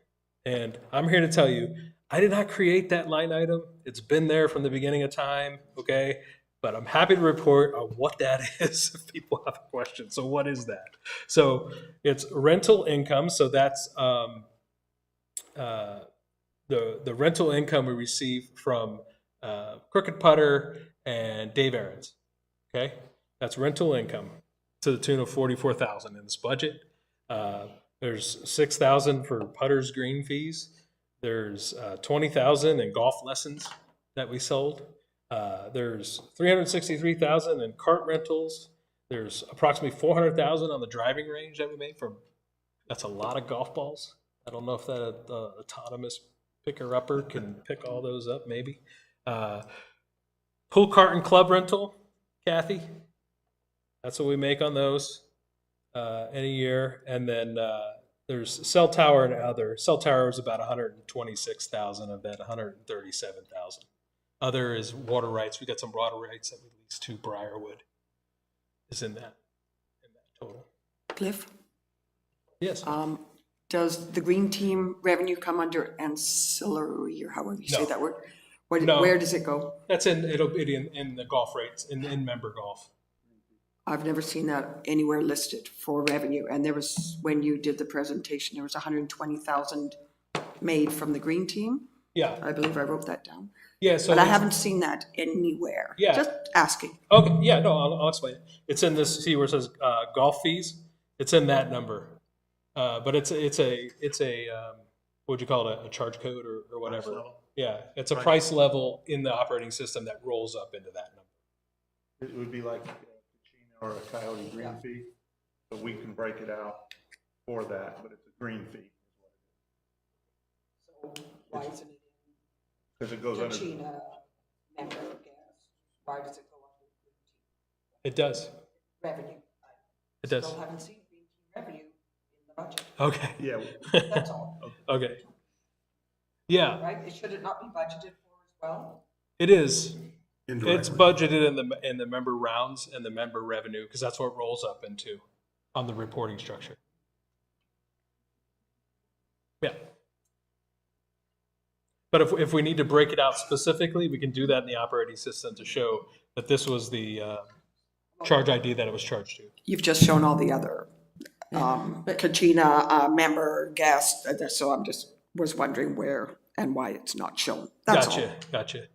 Yeah, I mean, yeah, I would just say in the significance of $11.4 million, it doesn't have its own line item. Okay. All right. So when we look at rates, okay, we showed this last year. We figured out the asterisk. There was a question on the asterisk. That's identified here. But basically, proposed in this budget is $1 increase for our members during prime time. So 47 to 48. And then a $3 increase to our non-members during prime time. So the prime time rate for a public golfer paying for a card would be 97 versus 94. They currently play 94. We've got in this budget to increase that to 97 with a card. And if we compare that 97 to what you'd pay at some surrounding golf courses, this is how we would compare. Now, I will caveat it by saying that Coyote Lakes and Hillcrest have dynamic pricing. So that does fluctuate during supply and demand crunches. Okay, so that rate will fluctuate. And the same with Union Hills. But if you compare us to, for example, Sun City, Sun City's members pay $43. Our members pay $48. Their public pays $87. Our public would pay $97. And then if you compare us down the line to those other courses, you can see how we rate. So when we think about golf rates and what we're going to charge, obviously we have to take into account what the surrounding golf courses are charging, and there is some volatility there. We have to be very conscious not only of our members but also our non-members when it comes to golf, and so. But this is what we're proposing, and this is part of the data that we use to propose the rates that we're proposing. So again, 320,000 rounds of golf in the budget. I'm sorry, can I ask a question on that previous slide? Oh, sure. Yeah. The proposed non-member rate with cart, does that mean that's not a separate, you have to rent a cart? Is that what you're implying by that line? Oh, that should say proposed member rate. Okay. Cart. Which leads me to the question of the public rate. Why wouldn't you bump that up to $85? Because we can get that. We can go higher than that, but you can get 85 easy. It's 97 with the cart. With a cart, I'm talking just the rate, and then the cart is additional. So it would be 85 plus 16. What is that, 101? Mm-hmm. Yeah, so that would increase the rate to 101. Yeah. No, I'm talking about just the rate. Forget the cart. Just the rate. Well, you can't forget the cart, because if someone's a public person, they're not driving a cart here, so they're paying for a cart. So when you look at the rate on, for example, if you look at Hillcrest, you're paying $70 with the cart included. And so our person would pay $101, so $31 more. But they're not deciding between. I think our public rates are too low. Mm-hmm. If you look around, we have people trailering, bring in their golf carts from somewhere else, take them off the back of the trailer. We've seen that. I know we've seen that. And $85 for a public rate is right in line with the rest. It's actually still lower, and we're not competing with Sun City. If we are, I'm moving out. Really, we should be more up in the upper echelon. I think when you're talking between, at prime time, certain times a year, $85 makes a ton of sense. I would agree with you 100%. There's not a lot of rounds that we're selling during prime time between February and April. There's not a lot of rounds. 14%. 14% through January. Oh, I thought that was a cumulative 14% up through January. You said. Yeah, that's July to January. That's how that's what's made. 14%. Yeah. It's a good number. Yeah, it's not 14% in that same in February and March and April. It's not 14%. Well, I'll agree with you there. Yeah, because you're doing it all the way around. Yeah. But I guess my point is, as a member of the golf committee for 3 consecutive years, the golf committee, and I don't know how the golf committee feels right now, but as of last year, we continue to say the public rates are too low and that we can get easily up to 85 and not lose a beat and not lose a dollar and actually increase revenue. And that's just where I am right now. Yeah. That's all I have to say. Yeah, I would say that I've been on this committee for the last 5 years. There are always people on the committee and in the audience that feel that the public rates can go higher. There are, but there are also others that agree with us that you have to be careful about how high you raise them. So, looking at the rates that they're paying at the surrounding courses like us, again, we've got 7 T-sheets we've got to fill. 7, not 1, 7. The Grand can charge $130 or $135. I know, but the $85 rate or the $78 rate is your prime rate, correct? It's peak season. So I'm talking about peak season rates. Yeah, so that's 81. That's what I'm 81. talking about is peak season rates. Yes. Because it's difficult to get a tea time now, very difficult, becoming harder, particularly when at least 3 or 4 courses are constantly closed throughout the 12-month period. So I'm advocating for public and member guest peak season rates to be higher. Yeah, I understand that. And this is a golf committee who has expertise in golf and is out on the golf course every single day among all of us. So I'm trying to find more revenue for the association, and I'm simply saying this is a niche that for 3 continuous years we have recommended that, and for 3 continuous years it has not come to fruition because I know budget people, they're conservative. I know that. I believe what was presented last year was 3 and went up to 6. So I would argue with you that it didn't go up because it went up $6 last year, and that's not sorry, what if was I said presented. it didn't go up, I said we've been advocating for higher, like 85 even. Yeah, in the context of you're not doing it, and we are doing it. I'm saying it went up $6 last year. I didn't mean to imply that. Oh, okay. I did not. If I implied that, I apologize. That was not my intent. We raised revenue, we raised the rates to the outside.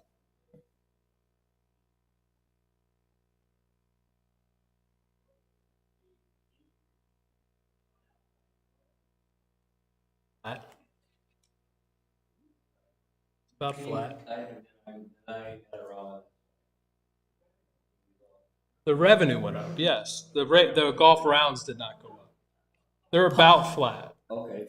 But golf rounds. the public rates, the public rounds have gone up. It's the member guests, which is also public, has gone up even more. So you really have to look at public rate Overall, and it's member about guests flat. together It's not have wrong. increased, continue to increase at a good slope. So another 8% raise on outside play would keep the amount of play flat. Could. It says here that the historical rounds for fiscal '25 were lower on those guest and public than they were in '24. And the budget is about the same. So the rounds are not going up. Revenue was up because we raised the rates on them. And I think there's a break even there. I think you push them too high. I think we lose people. That's my opinion, but. We're not there yet. Well, do we know that? I mean, that's your opinion that we're not there. No, I don't, but I'm saying I don't either, but, I'm not saying I do know it. I hear a lot of people in the community complaining about how high member guest rates are when they have family come in and have to pay for them. So, And so where are you gonna go in the valley that's cheaper than our rates? And I don't want to hear anything about Union Hills and Hillcrest and Sun City. I wanted to talk the real competition in the area. And you cannot play anywhere in the valley for $78. Well, it's almost So 100 something to with the card. consider with this and the rates is, public play is over $1 million worth of revenue. If you had to guess, it's over $2 million. We're not comparing apples to apples as far as rates because the residents here have 7 days in advance tee time privileges. The public has 4. So they're not getting an 8 o'clock tee time like you are or a 9 o'clock. They're getting a 12:30, they're getting a 1 o'clock. If somebody cancels 2 days before, they might get an 8 o'clock because of a last minute cancellation. So please understand that they're getting truly the scraps of what we have to offer. And it's at $94 this year with the cards. Every time we cross one of those barriers, cost barriers, 79 to 81, 89 to 91, I get a little nervous because that perception is now 79 sounds a lot better than 81 in my book. Is there opportunity? Yes, but that $1 million or $2 million in revenue is not a guarantee. $3 million. It's not a guarantee that they're going to show up and play. So when that group of players are out there on the patio drinking a beer at 4 o'clock, 5:30 because they had a 12 o'clock tee time, they cannot go in the pro shop and said, hey, we had a great time. Let's book another tee time for next Saturday. They can't do that. Union Hills can, Coyote Lakes can, all those courses can. We don't. So that's something we need to consider because we're not the easiest to get on for the public players. So one of the things down the road we might need to look at is extending our residents to book 10 days in advance, 14 days in advance, so that the public can book a week in advance so we can get that person to say, what a great day we had here at Grandview. Let's do that again next week, because we don't have that. They're booking somewhere else because they want to play. So there is a little give and take there. And I just think that for what we have and what we offer the public player, we're pretty close to where we need to be. But again, it needs to be looked at. I think there's opportunity. But the 140, the 120, the 105, I think that scares me a lot because it's easier for me to have a player play twice in a month than to recreate a golfer. Because now I have to find a new golfer to play, and that's tough to do. Does that make sense? Yeah, and the market we're going after, you get past the I-17, nobody's gonna drive past 30 golf courses to come play at Sun City West. So you draw a radius around, that's who we're attracting. The closer you get to us, the more likely we are to get somebody to golf, especially if they're willing to pay a little bit more than what they would pay at Hillcrest or Sun City or whatever. They'll pay that. But we're not gonna attract somebody for $78 to come here from Scottsdale. It ain't happening.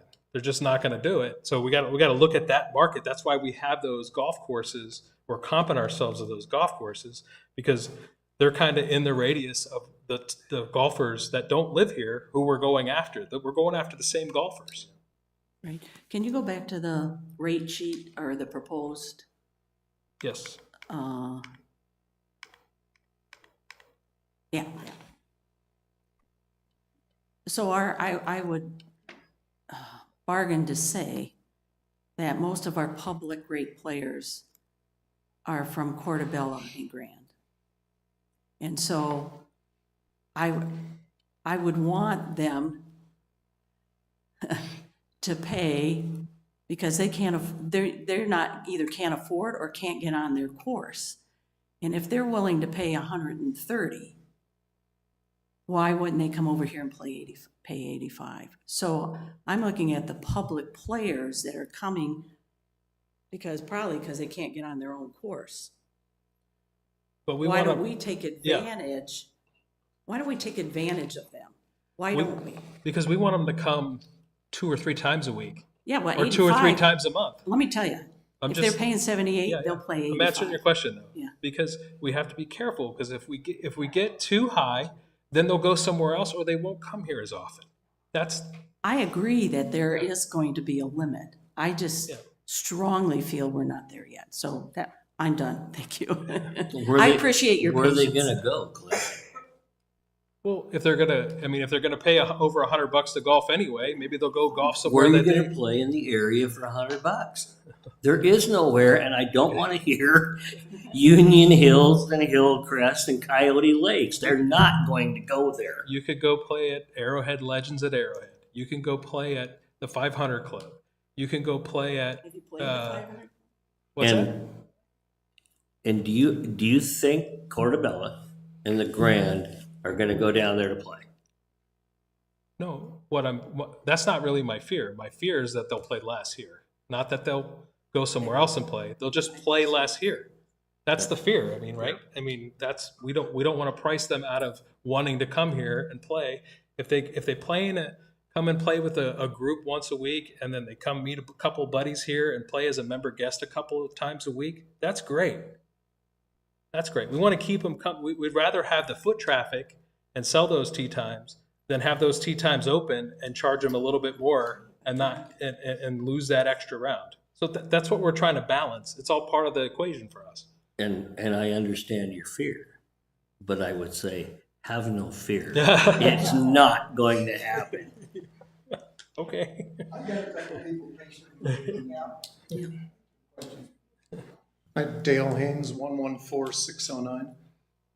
On this slide, I'm having trouble reconciling the $97 to the CFO golf report that shows average paid rate for 2001 to 2005 at $39 in 2005 and $38 in 2001, or 2025 and 20. So, and $59, which is getting closer, to guests. Now, I'm assuming that the guests are getting the early reservation, tee time, and the public is probably playing after 11 o'clock.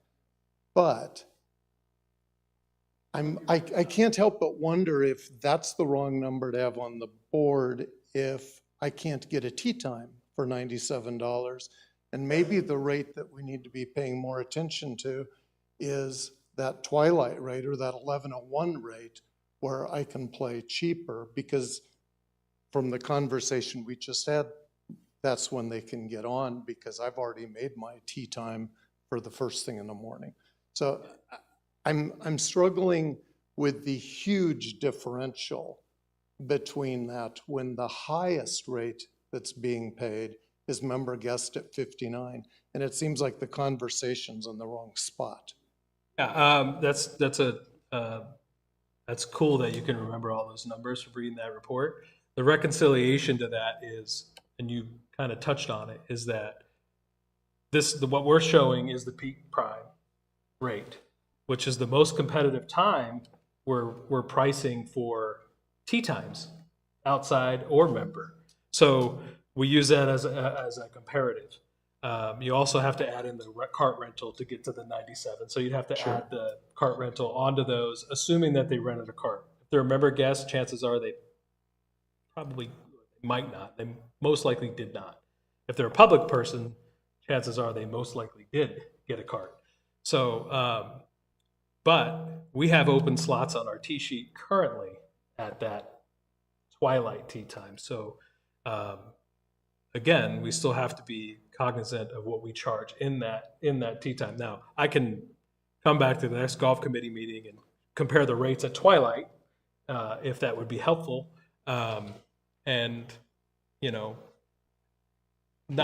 we can see what the opportunity could potentially be there. Yeah, the differential, just even between twilight and the high rate, it's $4 or $5. It's not a big difference in my mind between the two. And it just seems like we're parsing the data at the high rate and not at the use rate based on who the customer is. It's like the public in the current tee time reservation system is not necessarily a high rate person, or it wouldn't be $39. And so we're talking about them at this high rate when their real market is half that, and that's where that customer lives. So why aren't we pricing for We are That's an pricing for excellent that. point. We're not presenting it. Excellent point. We are pricing for that. We're not presenting it right now, but we are pricing it for that. We're not presenting those numbers, but we are. The only other small comment that I would make on this whole thing about if I go to $130, I'm gonna lose 50% of the customers. And I am, as an owner here, I am very aware that they're paying $300 million or $3 million of dues that I might have to make up at some future point. And I don't want to chase them off. But in my prior lives, we always figured out, okay, if we increased rates by 10% and we lose 5% of our customers or sales as a result of that, what's the break even? And sometimes we were like, and so I'm wondering, do we do a break even as part of this just to show how many golfers could we lose? The only 'Cause reason I think that allays fears. It's scary raising prices, and I think that helps. Yeah. That's- So my answer to that question is, we put those rates on there to show what communities like ours charge for outside rates. It's more informative. We're not comping ourselves to those. We're comping ourselves to the courses that are around us that are discount courses or communities that have tee times that they need to fill. And when you comp us with those, we're higher on average than them. So the only reason we put those in there is to show what they charge for outside, but they're not selling outside rate.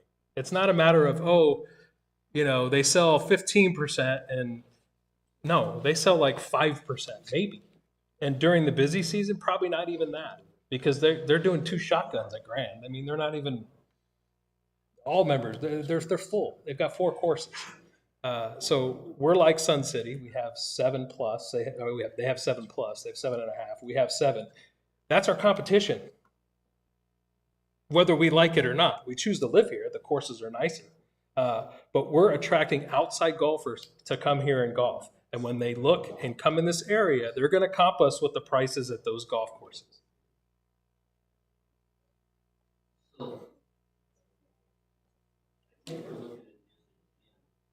We're looking at this at 2 different angles. I just caught what you said, is you're comparing our community to these communities. And I think that's where I'm differing with you. I'm trying to compare golf courses to golf courses. Is that our difference? Well, there obviously is a product that you have to sell that's different, right? I would argue that our product is much better than Hillcrest. Our product is probably much better. I don't want to disparage anyone, but other large planned 55+ communities, okay? But still, we have one of the lowest member rates, okay? If you compare us to these Pebblebrook, Pebble Creek, the Grand Festival, and you compare us to Copper Canyon's Festival, we've got the lowest member rates other than Sun City, okay? And then we have to compare ourselves to where those customers can get on and golf.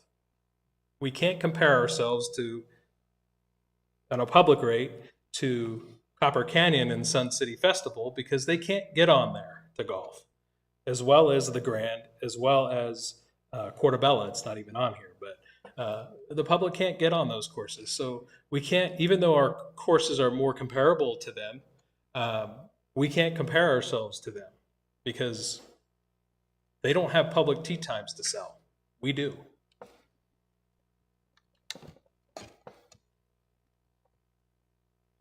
My turn. Hey, Cliff, good point. Thank you. So there's a lot of numbers flying back and forth there, so I'm a little confused. So I'm looking for a little clarity. Are we saying that I'm going to have 3 kids out here next week? I'm going to take them golfing. I'm going to pay 78 plus 16. So I'm going to pay whatever that number is. 94. But if a public player comes over here and rents a cart, they're going to pay 94. That's correct. That lack of divide between public and members who are paying dues and public players that aren't paying dues is a problem. You know, I went back in history.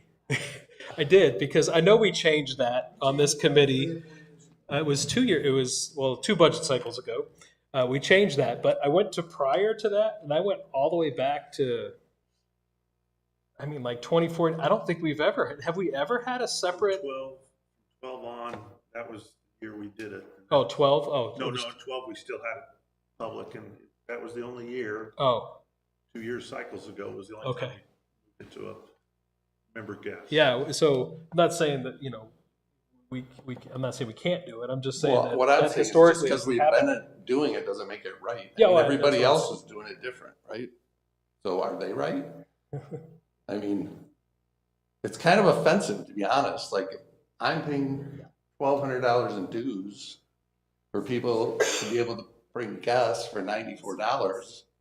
Anybody within a 10-mile radius, say, can come over here and pay $94 Yeah. for nothing. The problem is, And tear up the golf course, because I've seen them doing it. Yeah. So that's I think it's a huge problem. I think we can certainly support a public rate increase without having, based on these numbers, without having much of a reduction in play. If I can make, I think it all depends on the way of how you define a member guest and out-of-town company coming in to play golf. I agree with that. Maybe you should be able to pay less. But a lot of the member guests are people that live in Grand and Portobello who have friends that live here and they play every week and twice a week and 3 times a week. And they come over. So there really aren't family members coming in from the outside. They are nothing but public play who happen to have a friend here that makes them a tee time. Right. Well, they should be paying a higher rate. Well, how do you control that, though? That's the problem. Well, I understand that. And maybe that, I get there are probably caveats to all this. But on a basic principle, yeah, we should not have public players coming in and paying the same rate as I'm paying for. I have a friend here this week. I took him golfing. I paid the same price. So it shouldn't happen. if we get to a point, and we've got some upgrades and software coming, if we get to a point where we can distinguish between, on the T sheet, distinguish between an actual member guest, family member, or be able to track or be able to give almost like credits or pre-purchase or something, if we have a way to do that with system upgrade, we currently don't. But if we get to a spot where we have that, then we could potentially come up with a family guest rate and be able to distinguish, have a way of vetting and distinguishing that beforehand and put it on the T sheet that way. But why can't we make the golf now rate a higher rate? We can do that, right? That's our public rate. It's just our public rate, but yeah. I know, but what I'm saying is we could make that the higher rate. Yeah, but the public can call the pro shop or just come in and get a low and get a lower rate. But yeah, It's not a software. well, it's an operating problem for us. Eventually, we could get there. We're not. We could. I mean, operationally, we can't do it right now, other than just having 2 different rates. But you're really just, charging the. You're still having public people coming here. So I guess the question is, theoretically, could we charge 105 for a public rate and still get about the same amount of play? That's really the question, right? Yes. Forget about the software and implementation and all Yes. that stuff. That's the real question. Yes. Right? Huh? Yeah. Right. 5 less rounds, 15%. Right. We do have people that golf here from those communities as well that don't golf with a member and pay the public rate and pay sales tax. That they do pay a little bit more because they pay sales tax. We don't get the revenue. Sales tax goes That to the doesn't- state. But I mean, the whole idea is to yeah. get more revenue, right? That's what we're trying to do. And why tax the members that are already paying dues when you could tax the public that aren't paying dues? yeah, nothing would stop us from doing that other than we wouldn't suggest that. Dale Haynes again. I want to write my name down this time.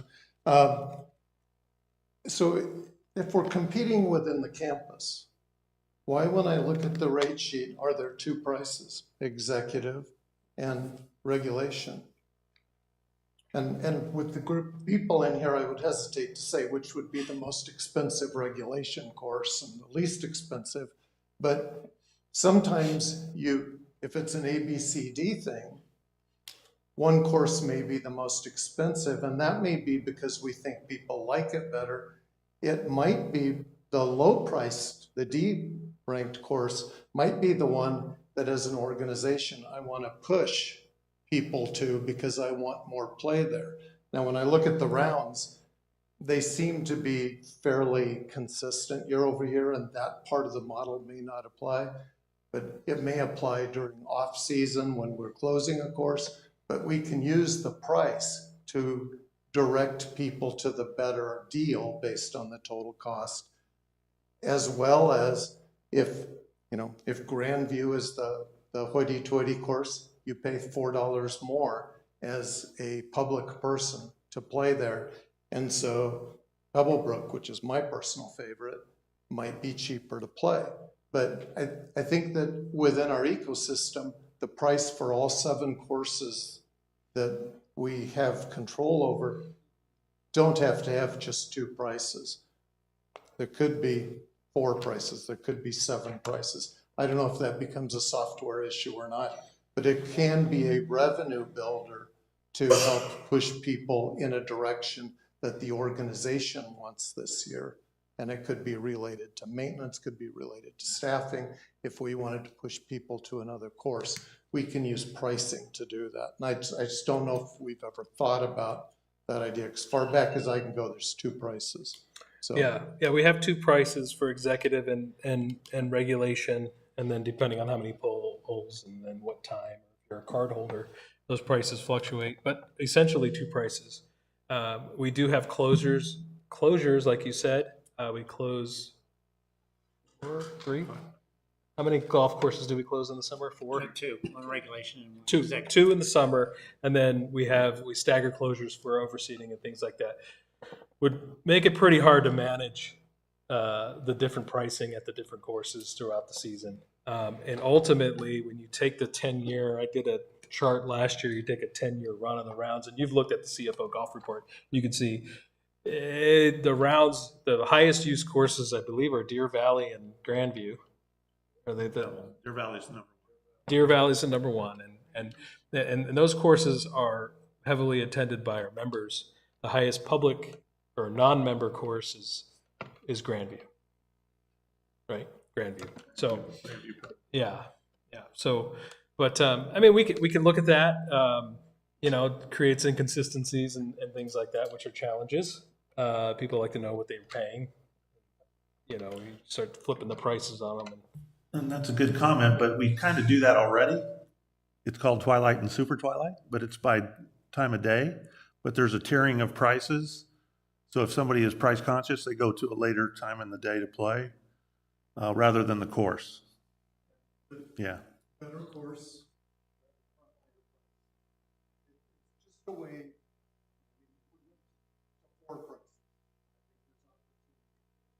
We're also looking at some other things just in terms of our lower use courses that we can do as part of our strategic plan, part of the master plan, some things that we could do at those courses differently, provide different types of experiences for different types of people that may want to just maybe do a 4-hole track and have a beer or things like that. So we are looking at some different things like that, but more from a operational perspective that way than the pricing sheet. So we are kind of looking at that, and of course that would have different pricing and special pricing and things like that would come along with that. But thank you.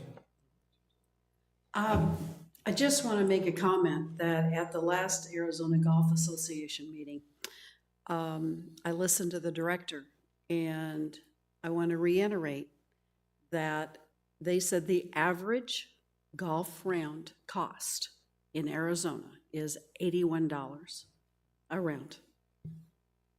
Just food for thought. Talking about that, and thank you, but we're talking about that radius of people that we're trying to attract.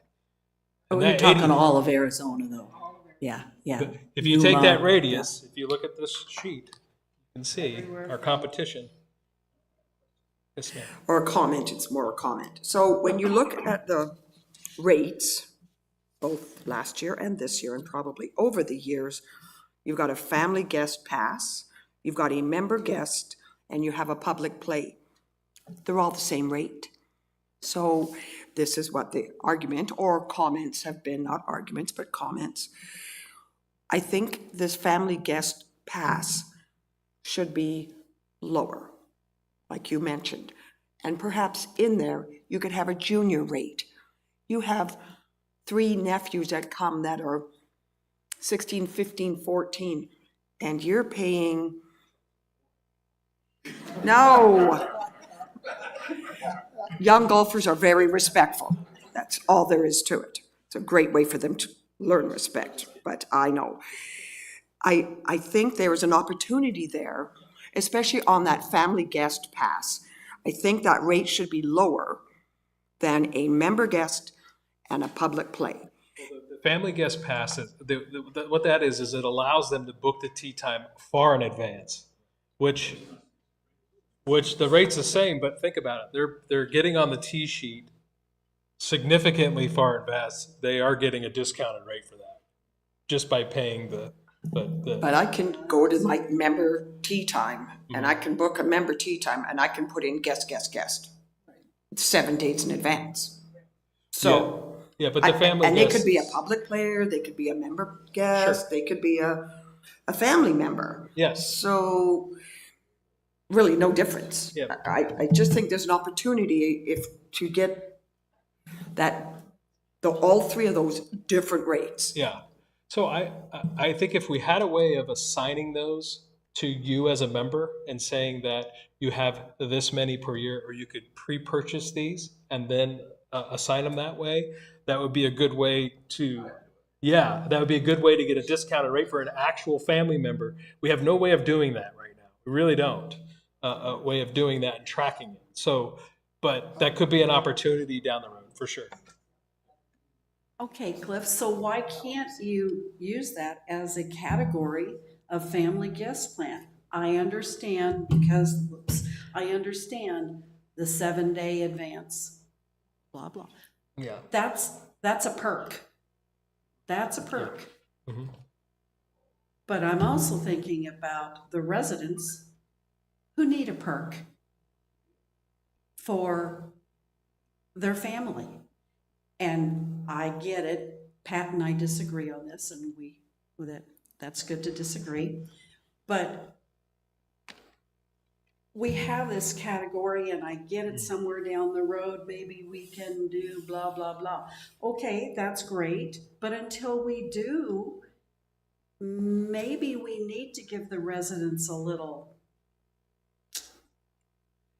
hands up. Yeah. I have no way of telling if the person you're booking for on the family guest lives in Portobello, or if they live in Surprise, or if they live in Sheboygan. I have no way of telling that. So But that's why can you not tell how many times Joe Brown has been playing week, 2-3 times Yes. a week? Well- Yes, you can. No, if they're a guest or unless they have unless they have like an identifier or card number or something like that, we can't. But again, if we can get to the point where we have a way of vetting and seeing an actual true family member or out of town guest or something like that, if we can get to that point, then we can definitely have special rates for those. Okay, then I charge you with that task. Yes, it's one of the things. It's good thing it's on the strategic priority. So it's one of our strategic priorities. We'll give up that 100,000 and you figure it Yes, out. ma'am. I would like to make a quick comment, if I may, only because I have to leave or my wife will divorce me. It's her birthday and we're going out. I look at this and I don't like the idea of the public rate member guess the same. And I believe when you showed the total revenue in those 2 categories, they were pretty comparable. Total rounds, yes. Yes. So my suggestion would be that you leave the member guest the same and the public play, raise it to 85. And then you're, I agree. because you're going to have about the same amount of revenue increase as you would raising them both by $3. Actually, you'd have more. So Okay. anyway, just my comments. Okay.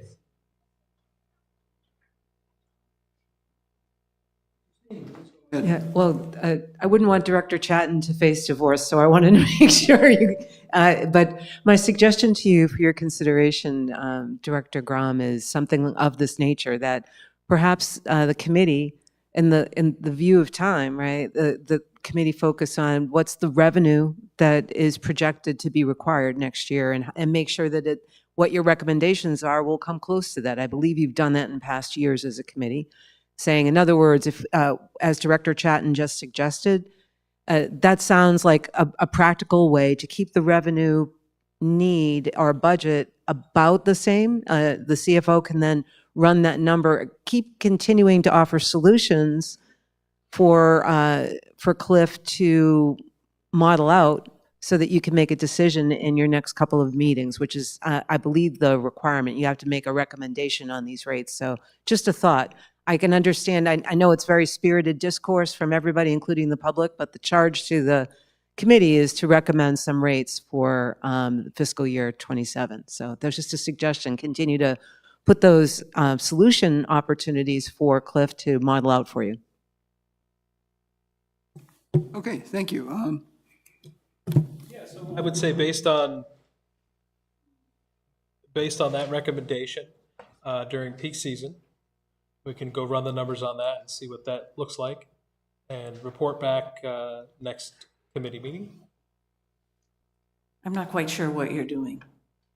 Are you running numbers on what? Running the numbers on public identified golf rounds during peak season. Cool. And seeing what that additional, what would it be, $4? 85. Yeah, it'd be an additional $4 in revenue impact, what kind of an impact that would be in the budget, and report back. And I'm just not clear on what we're doing with member guests then. Member guest is public. So you would take those, both We're of holding those. member guests the same, and we're creating a public rate, and we're increasing the public. So currently the proposed member guest rate is $81, and the proposed public rate is $81. So if we increase the proposed public rate from 81 to 85, we'll see what that additional $4 per round during peak season does to the impact is on the budget, is what I said. Would that mean that the member guest rate would then stay at 78 or stay at 81? If If you left it at 78 and raised $7 up on the other one, it could be a wash. Wash, yes, that is true. That's probably what you were recommending. Okay, yeah, it should be close to a wash.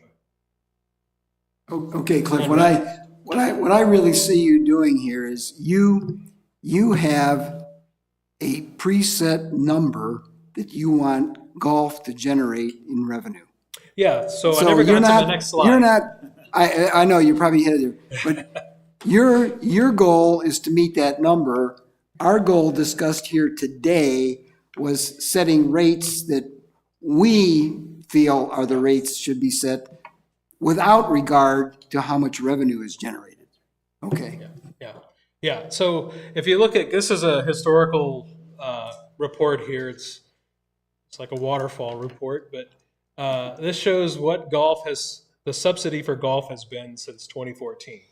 So typically we budget golf at about $1 million to $1.1 million subsidy. So operates at a loss. I reported earlier through January, we're at a $1.5 million loss. We anticipate to close the gap on that and even probably bring it down to zero. And then once we get to May and June, we'll start, operating at a deficit again. But overall, we anticipate golf to finish at approximately $771,000 deficit in this budget, which if you look compared to historical, that's pretty dang good, especially knowing that since 2022, we've averaged approximately a little over 320,000 rounds. So it's not built on rounds, it's built on revenue and cost, controlling costs and things like that. All throughout that whole time, implementing golf rate increases.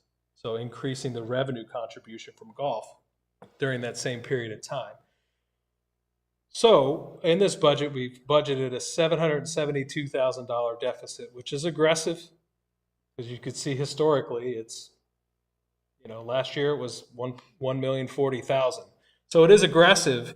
But again, there's 320,000 rounds. We think we can hit that number at the rates that are proposed and the expense structure that's proposed. We feel like we can bring that number to under 800,000 in terms of subsidy, which for the community is a great thing, because we can increase the rates in golf to cover the additional costs, okay, which is the philosophy behind the budget.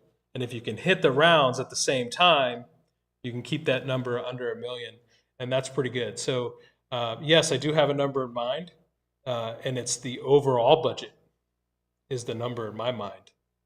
So what do I need from golf? I need golf to essentially cover the additional costs that they're going to have year over year. And that's why that's what's challenging rates are about proposed. this. I think you hit it on the head, Rudy, in that we're looking at what would be good rates for public, for member guest, family, whatever it is, or for owner members. You're looking at it to drive a budget, and therefore we get stuck in this not being able to be creative anymore, because we're only driving to that same number. We don't look outside the box and down the path far enough to make the change, incremental change over time for lasting impact. We can't even get to incremental change. So I think, Rudy, you hit it on the head. If our figure is 771,917, we'll just go with your recommendation. Well, yeah, thank you. But this is a committee. This is a committee, and they have input. So that's why we're here. So what I would say too is that number is not guaranteed. So that number is built also with contingencies. And it's not only built with contingencies in golf, it's built with contingencies in the overall budget as well. So there's a lot of things to consider. But that is the philosophy. The philosophy is to take your expense structure, knowing that this is an amenity for the community, because when golfers get dues increases, they have to pay it. And when they get rate We're increases, actually trying to help you and make that deficit less, but we can't get there. Yes. We can't get there. We're trying to do that. Yes, there's a balance. There is a balance. Absolutely. I think, let's just what if this in a sense. If this committee were to say, we don't want to raise any golf rates next year, you're left with the problem, you still have a budget to fix. So you need to either find another source of money, which would be dues, or you need to cut expenses somewhere else. I'm not saying we're going to recommend that. Yeah. But what we're saying is we are approaching this from, we are trying to look at establishing golf rates that are friendly to both our members, and we adequately charge fees of guests that in a turn supplement what you're trying to do. So I mean, we've got several moving parts here, and we're each approaching this from a slightly different perspective. Yeah, and that's why when I attached the attachments, I put the full budget in there to put the context of, you see the golf division, the bowling division, the rec division, the administrative, all the divisions are in there, so you can see what the contribution and the total budget is. But yeah, there is a balance there. We want to make sure that when we want to charge, golf is an amenity. It is. It's not 100% subsidized, thankfully, because that would be $12 million in dues that we'd have to collect from the rest of the community. So it is subsidized, and fortunately, we can subsidize it to the tune of $110,000 per golf course in this budget. But if you compare that to pools, we subsidize pools to the tune of $255,000 per rec center. So all of these things we have to, when we look at the amenity component, we got to look at all of these things, and we have to kind of balance them with, yes, we don't want to overcharge golfers because they are getting a dues increase. So they're already subsidizing golf. So the fairest or best way to look at is to look at the expense structure and how can we cover those increased costs. And golf has always been well on board with that. And then as far as the recommendation goes, this is operating recommendation. If there was an outside the box recommendation that came from golf, we wouldn't change it. You would move your recommendation forward to the board. Not that we would say we agree with that, because we got the overall overall budget picture to look at. We would say, well, here's our recommendation. Ultimately, the board votes on all fees and everything. So we present it that way. But we want to collaborate and work together so that we do come to a consensus on what we think we should charge for golf. And that's why we have these meetings. And we love to just be in alignment. We always have been. That, you know, here's the overall picture, here's what we're looking to do, and here's how we're looking to get there. I've got a couple people that will let them. I think we're in alignment. I think we just want to be more aggressive and bring in more revenue. I think that's the bottom line. I'm hearing you loud and clear. I hear you. Thanks, Rudy. Chris Waller, 140558. So I don't have a solution or a final plan. I have a thought that it was just killing me to sit there and not say it out loud.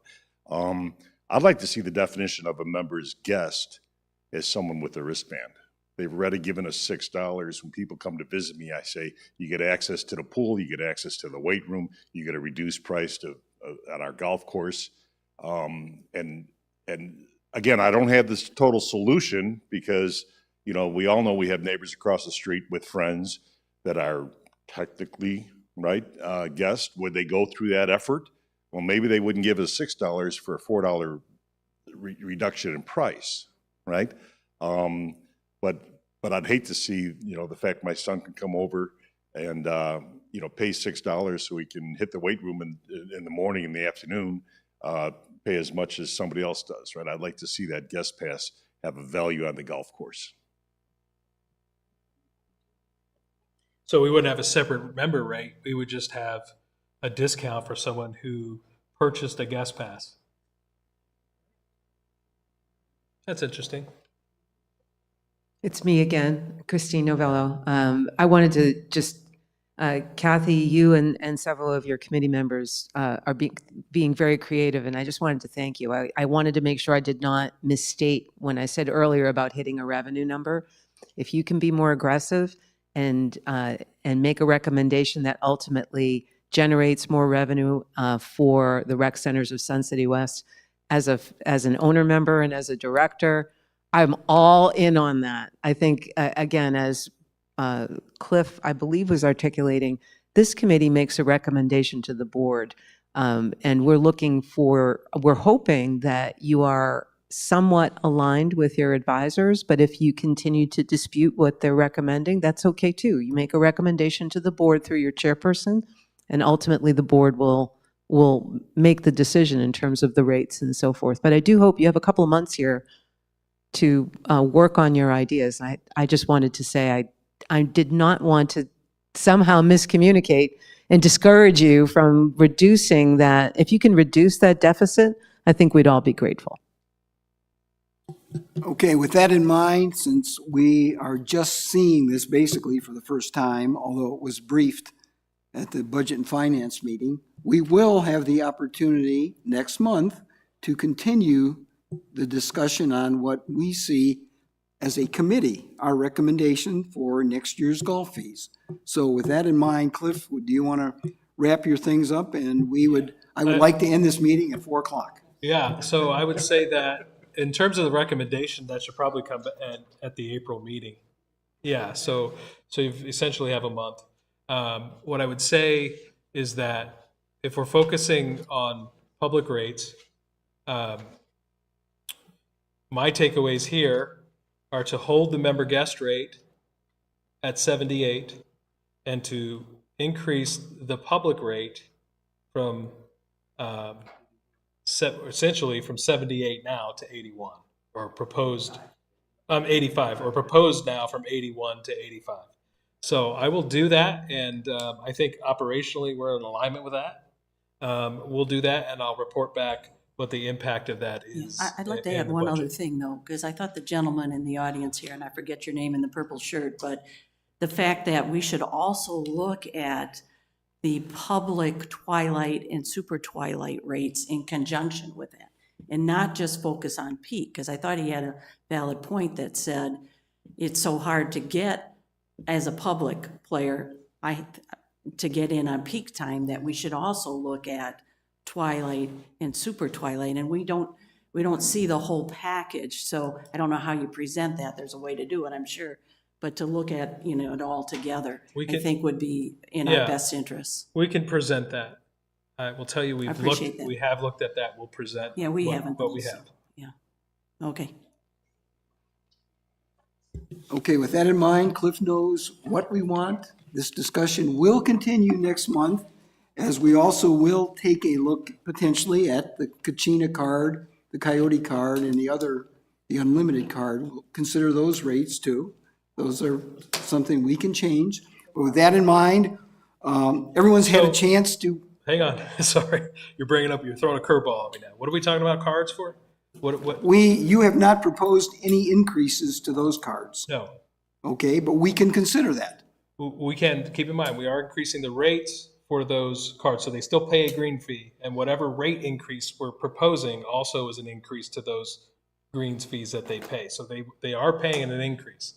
The card they're not paying an You're increase not for, paying but they anything are- more for the card. Right, but they are paying more for the round, the greens fee That that would they just pay. imply that we'd have to play more rounds to get our money back if we That's- increase the cards. That's right. I just want to be clear there Yeah. that they are getting a rate increase because they pay a greens fee. That's So right. the rate increase we're proposing also gets passed on to their rate that they pay, their greens fee. I Okay, understand. all right, I just want to be leave that on the table. All right. That is also a golf rate along with things like range balls. We can talk about all that. But with that in mind, is your presentation pretty much complete then for It's done, today? yeah.